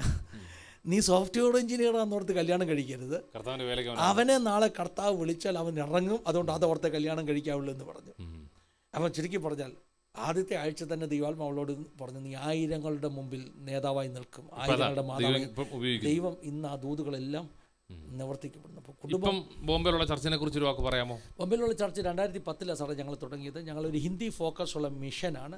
ഞങ്ങളുടെ ഏറ്റവും പ്രധാനപ്പെട്ട ശുശ്രൂഷ ചർച്ചാണ്. ആസാദി ചർച്ച് സപ്പോർട്ടഡ് ശുശ്രൂഷയാണ്. ചർച്ചാണ് ആസാദിയുടെ പിന്നിൽ, ചർച്ചിൻ്റെ പ്രാർത്ഥനയാണ്. നമ്മൾ ഹിന്ദി ഫോക്കസ്, നമ്മുടെ എപ്പോഴും ആഗ്രഹം ഹിന്ദിക്കാരുടെ ഇടയിൽ കൂടുതൽ മിനിസ്ട്രി ചെയ്യുക. ചെറിയ ചെറിയ ബ്രാഞ്ച് ചർച്ചസ് ദൈവം തരുന്നു. കർത്താവിൻ്റെ കൃപയാൽ മുംബൈയിൽ ഞങ്ങളുടെ ഏരിയയിലെ ഒരു ഗ്രോയിങ് ചർച്ചാണ്. എല്ലാ ആഴ്ചയിലും പുതിയ ആത്മാക്കൾ വരുന്നു.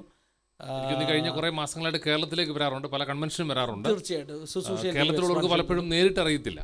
എക്സ്പാൻഷൻ തന്നു. ഇപ്പം നമുക്ക് അങ്ങനെയുള്ള മീറ്റിങ്ങുകൾക്കൊക്കെ വിളിച്ചാലൊക്കെ വരുമോ, അതോ തിരക്കാണോ ചർച്ചും കാര്യങ്ങളൊക്കെ? നിശ്ചയമായിട്ട് സാറേ, ഞാൻ എല്ലാ മാസവും ഒരു സൺഡേ ചർച്ച് സ്കിപ്പ് ചെയ്തിട്ട് മറ്റ് സ്ഥലങ്ങളിലേക്ക് മീറ്റിങ്ങിന് പോകാൻ സാവകാശം വെച്ചിട്ടുണ്ട്. മാസത്തിൽ ഒരു സൺഡേ നമ്മുടെ ചർച്ചിൽ അസോസിയേറ്റ് ചെയ്യുന്ന ദേവദാസന്മാരുണ്ട്. ചർച്ച് വളർന്നുകൊണ്ടിരിക്കുന്നു. ദൈവത്തിൻ്റെ കൃപയാൽ നല്ലൊരു കൂട്ടായ്മ ദൈവം നൽകുക. ഇന്റർനാഷണലി ഒത്തിരി യാത്ര ചെയ്തു, അമേരിക്കയിലേക്ക് ഒത്തിരി മീറ്റിംഗുകൾ എടുത്തിട്ടുണ്ട്, അനേക പല രാജ്യങ്ങളിൽ പോയിട്ടുണ്ട്, മസ്കറ്റ് പോലുള്ള രാജ്യങ്ങൾ, മസ്കറ്റ്, ക്യുവൈറ്റ്, ദുബായ്. ദൈവത്തിൻ്റെ കൃപയാൽ അനേക രാജ്യങ്ങളിലേക്ക് ദൈവം അയക്കുവാനിടയായി. എക്സൽ മിനിസ്ട്രീസിന്റെ ചെയർമാനായിരിക്കുന്ന പാസ്റ്റർ തമ്പി മാത്യുവിന്റെ ഒരു ആഗ്രഹമായിരുന്നു ഫിന്നി പാസ്റ്ററോടെ വരണം, എക്സൽ വിസിറ്റ് ചെയ്യണം എന്നുള്ളത്. അദ്ദേഹത്തിന്റെ ഒരു ഇന്റർവ്യൂ ഓൺലൈനിൽ എടുത്തിരുന്നല്ലോ. ഒത്തിരി സന്തോഷമുണ്ട് സാറേ ഈ സെൻറ്റർ കണ്ടിട്ട്. എൻ്റെ ഹൃദയം നിറഞ്ഞെന്ന് പറയാം. ഞാൻ സാറിനോട് കഴിഞ്ഞ ദിവസം ചോദിച്ചു, ഇതൊക്കെ ആരാ ഡിസൈൻ ചെയ്തത്? കാരണം നമ്മുടെയൊക്കെ സ്വപ്നമാണ് സാറേ ഇതുപോലൊരു മീഡിയ റൂമൊക്കെ, ചുറ്റും ഇരിക്കുന്ന ക്യാമറാസ്, ലൈറ്റിങ്സ്, ഇതൊക്കെ കാണുമ്പോൾ കർത്താവേ എത്ര അനുഗ്രഹിക്കപ്പെട്ട ഒരു മീഡിയ റൂം. ഞാൻ സാറിനോട് ചോദിക്കാനിടയായി തീർന്നു, കേരളത്തിൽ മറ്റാർക്കെങ്കിലുമൊക്കെ ഇത്ര സുന്ദരമായൊരു മീഡിയ റൂം ഉണ്ടോ, ഇത്ര ഒരു നല്ല ഫെസിലിറ്റി? ഇത് യഹോവയാൽ സംഭവിച്ചല്ലേ സാറേ. ഞാൻ ഓർക്കുന്നു 30 വർഷങ്ങൾക്ക് മുമ്പ് നമ്മൾ ഒന്നിച്ച് പ്രാർത്ഥിക്കുന്നതൊക്കെ ഓർക്കുന്നു. ദൈവം നിങ്ങളുടെ കൂട്ടായ്മ സാറിനെ. എൻ്റെ സ്പിരിച്വൽ ഗ്രോത്തിന് അന്ന് പാസ്റ്റർ അല്ലെങ്കിലും ഫിന്നി സാർ അന്നൊരു എനിക്കൊരു പ്രചോദനമായിട്ടുണ്ട്, ഒരു മെൻഡർ എന്ന നിലയിൽ എനിക്ക് ഹെൽപ്പായിട്ടുണ്ട്. ഉമ്മൻ ബി ക്ലെമൻസൺ ICPF നമ്മുടെ ലീഡറായിരുന്നു. എനിക്ക് ആക്ച്വലി ഉള്ള കണക്ഷൻ എൻ്റെ മൂത്ത സഹോദരൻ ജിനു ജോസഫും ഒരുമിച്ചാണ് ഞങ്ങൾ കോളേജിൽ പഠിച്ചത്. ആ ഒരു ബന്ധമാണ് കൂടുതലും നമ്മളെ ബിൽഡ് ചെയ്തതൊക്കെ. ഒത്തിരി ബന്ധങ്ങൾ.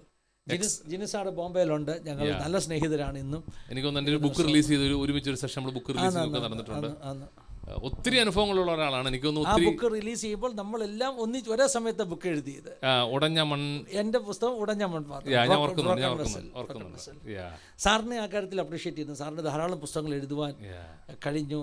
എൻ്റെ ഒരു പരാജയം എന്ന് പറയാം സാറേ, ഒത്തിരി പുസ്തകങ്ങൾ എഴുതാനുള്ള ആശയങ്ങൾ ഞാൻ എഴുതി വെച്ചിട്ടുണ്ട്, പക്ഷെ എനിക്ക് ഇരുന്ന് എഴുതാനുള്ള അതിനേക്കാളും കൂടുതൽ മെസ്സേജുകൾ ചെയ്യുന്നു, ടോക്കുകൾ നടത്തുന്നു. ദൈവത്തിന് ഇഷ്ടമാണ്. ദൈവം കൂടുതൽ ഓരോരുത്തരും ഓരോ വിധത്തിലാണല്ലോ ഉപയോഗിക്കുന്നത്. പ്രേക്ഷകരോട് എന്തെങ്കിലും ഒരു ലാസ്റ്റ് പറയാൻ എൻകറേജിങ് വേർഡ്സ് ആയിട്ട് എനിക്ക് ഈ കാലഘട്ടത്തിൽ പിന്നെയും ആവർത്തിച്ച് പറയാനുള്ളത്, എപ്പോഴും എൻ്റെ ഹൃദയത്തിൽ ചെറുപ്പക്കാരെക്കുറിച്ച് ഒരു വലിയ ഒരു ബേർഡൻ ദൈവം തന്നിട്ടുണ്ട്.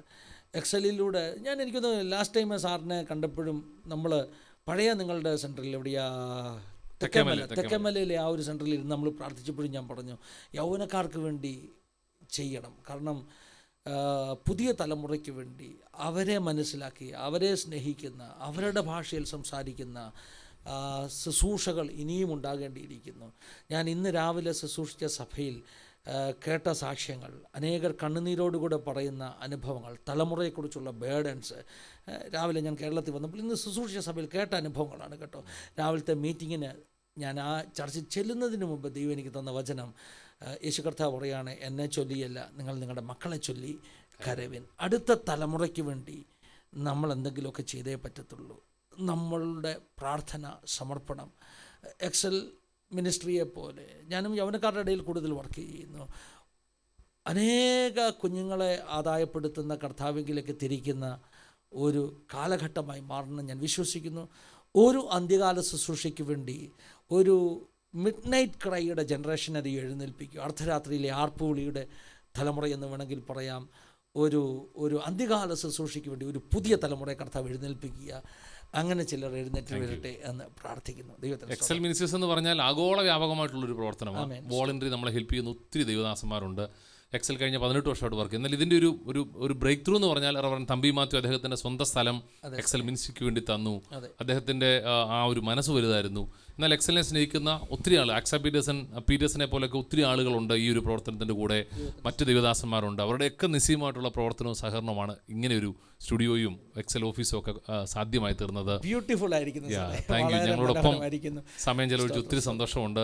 എല്ലാവരോടും പ്രത്യേകം വന്ദനത്തെ അറിയിക്കുന്നു. ഫിനിപ്പാസ് തൻ്റെ തിരക്കിട്ട സ്കെഡ്യൂളിൽ ഞങ്ങളോടൊപ്പം സമയം സ്പെൻഡ് ചെയ്യാനായിട്ട് കഴിഞ്ഞു. ആസാദി TV, ആസാദി മലയാളം ഒത്തിരിയേറെ ടെസ്റ്റിമണീസ് ഉണ്ട്, ചലഞ്ചിങ് ആയിട്ടുള്ള ടെസ്റ്റിമണി. ഞാൻ പലപ്പോഴും വണ്ടിയിലൊക്കെ യാത്ര ചെയ്യുമ്പോൾ ഇങ്ങനെയുള്ള ടെസ്റ്റിമണീസ് ഇടും. ഇന്ന് രാവിലെ ഞാൻ നമ്മുടെ ക്രിസ്റ്റോയുടെ ടെസ്റ്റിമണി ഇങ്ങനെ കേൾക്കുക. എനിക്ക് പേഴ്സണലി അറിയാവുന്ന ഒരാളൂടെ ആയതുകൊണ്ട് അപ്പം ഞാൻ അങ്ങനെ ചെയ്യാറുണ്ട്. അപ്പം നിങ്ങളൊക്കെ കഴിയുമെങ്കിൽ അത് കേൾക്കുകയും മറ്റുള്ളവർക്ക് ഷെയർ ചെയ്യുകയും ചെയ്യണം. വിശ്വാസം കൂടുതൽ ദൃഢപ്പെടും, ധൈര്യമുണ്ടാകും, പ്രതിസന്ധികൾ വഴിമാറും, ദൈവത്തിൻ്റെ അത്ഭുതങ്ങൾ നടക്കും.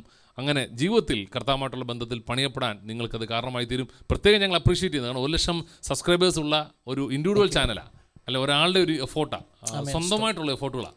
ഇപ്പം മറ്റ് ചിലപ്പം ക്രിസ്ത്യൻ ചാനലൊക്കെ കാണുമായിരിക്കും അതിന് മേളുള്ളത്, പക്ഷേ അതൊക്കെ ഒരു ടീം എഫോർട്ടോ അല്ലെങ്കിൽ ശവടക്കം കല്യാണമൊക്കെ ഇടുന്ന പരിപാടിയായിരിക്കും. പക്ഷേ ഇത് സ്വന്തമായിട്ടുള്ള ഒരു എഫോർട്ടിൽ ഇത്രയും പേര് സബ്സ്ക്രൈബേഴ്സ് ഉണ്ടെന്ന് പറയുമ്പോൾ തന്നെ ഞങ്ങൾക്ക് really we want to appreciate U.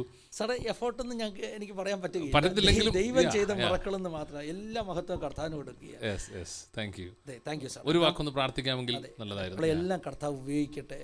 Kingdom first, ദൈവരാജ്യത്തിന് 1-ാം സ്ഥാനം കൊടുക്കുക. ആസാദിയോ എക്സലോ ഒന്നുമല്ല, ദൈവരാജ്യം. അതിന് ദൈവം നമ്മയൊക്കെ എന്ത് ചെയ്യുന്നു? ഉപയോഗിക്കുന്നു. ഒരു തലമുറ എഴുന്നേറ്റ് വരട്ടെ. ഒരു വാക്കി പ്രാർത്ഥിക്കുന്നു. കർത്താവെ, ഞങ്ങളങ്ങ് സ്തുതിക്കുന്നു, വാഴ്ത്തുന്നു.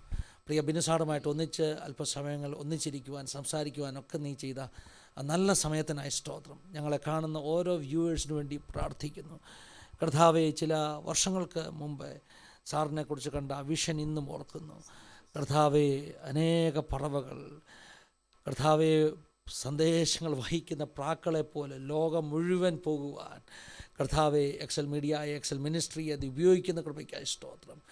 ഇതിൻ്റെ പിന്നിൽ നിൽക്കുന്ന ഓരോ സപ്പോർട്ടേഴ്സിനെ കർത്താവെ, ഓരോ കരങ്ങളെ നീ അനുഗ്രഹിക്കണം. തമ്പി മാത്യുവിനെ കുടുംബമായി ഞങ്ങൾ ഓർത്ത് ബ്ലസ് ചെയ്ത് പ്രാർത്ഥിക്കുന്നു. കർത്താവെ, പ്രിയ ബിനു സാറിനെ, അനിൽ സാറിനെ, മറ്റ് കൂടെ നിൽക്കുന്ന എല്ലാ പ്രിയമുള്ള എക്സലിൻ്റെ ടീമിനെ ഞങ്ങൾ ഓർത്ത് പ്രാർത്ഥിക്കുന്നു. കർത്താവെ, സഹായിച്ചാട്ട്, ഈ മിനിസ്ട്രി അനുഗ്രഹിച്ചാട്ട്. ഞങ്ങളുടെ വ്യൂവേഴ്സിന് വേണ്ടി പ്രാർത്ഥിക്കുന്നു. കർത്താവെ, ഒരു വലിയ മിഷൻ ചലഞ്ചുമായിട്ട് ഈ നാളുകളിൽ മുന്നേറുവാൻ തക്കണം. പ്രത്യേകിച്ചും കർത്താവെ, യൗവനക്കാർക്ക് വേണ്ടി ചിലതൊക്കെ ചെയ്യുവാൻ, അവരെ നേടുന്ന ഒരു വെളിപ്പാടോടുകൂടെ നിൽക്കുവാൻ കർത്താവെ, നിൻ്റെ ജനത്തെ നീ ഒരുക്കണം. അങ്ങനെ നീ ചെയ്യാൻ വിശ്വസനാകൽ സ്തോത്രം. ഹൃദയത്തിൽ സമാധാനവും ശരീരത്തിൽ സൗഖ്യവും പരിശുദ്ധാത്മാവിൻ്റെ നിറവും നിൻ്റെ ജനം അനുഭവിക്കട്ടെ. അങ്ങനെ അവിടുന്ന് ചെയ്തിരിക്കുന്ന കൃപയ്ക്കായി സ്തോത്രം. സകല മാനമുഖത്തോടെ തെക്ക് തരുന്നു. യേശു മൂലം താഴ്മയായി ചോദിക്കുന്നു, കേൾക്കുമാറാകണമേ. ആമേൻ. താങ്ക് യു സാറേ. Thank you.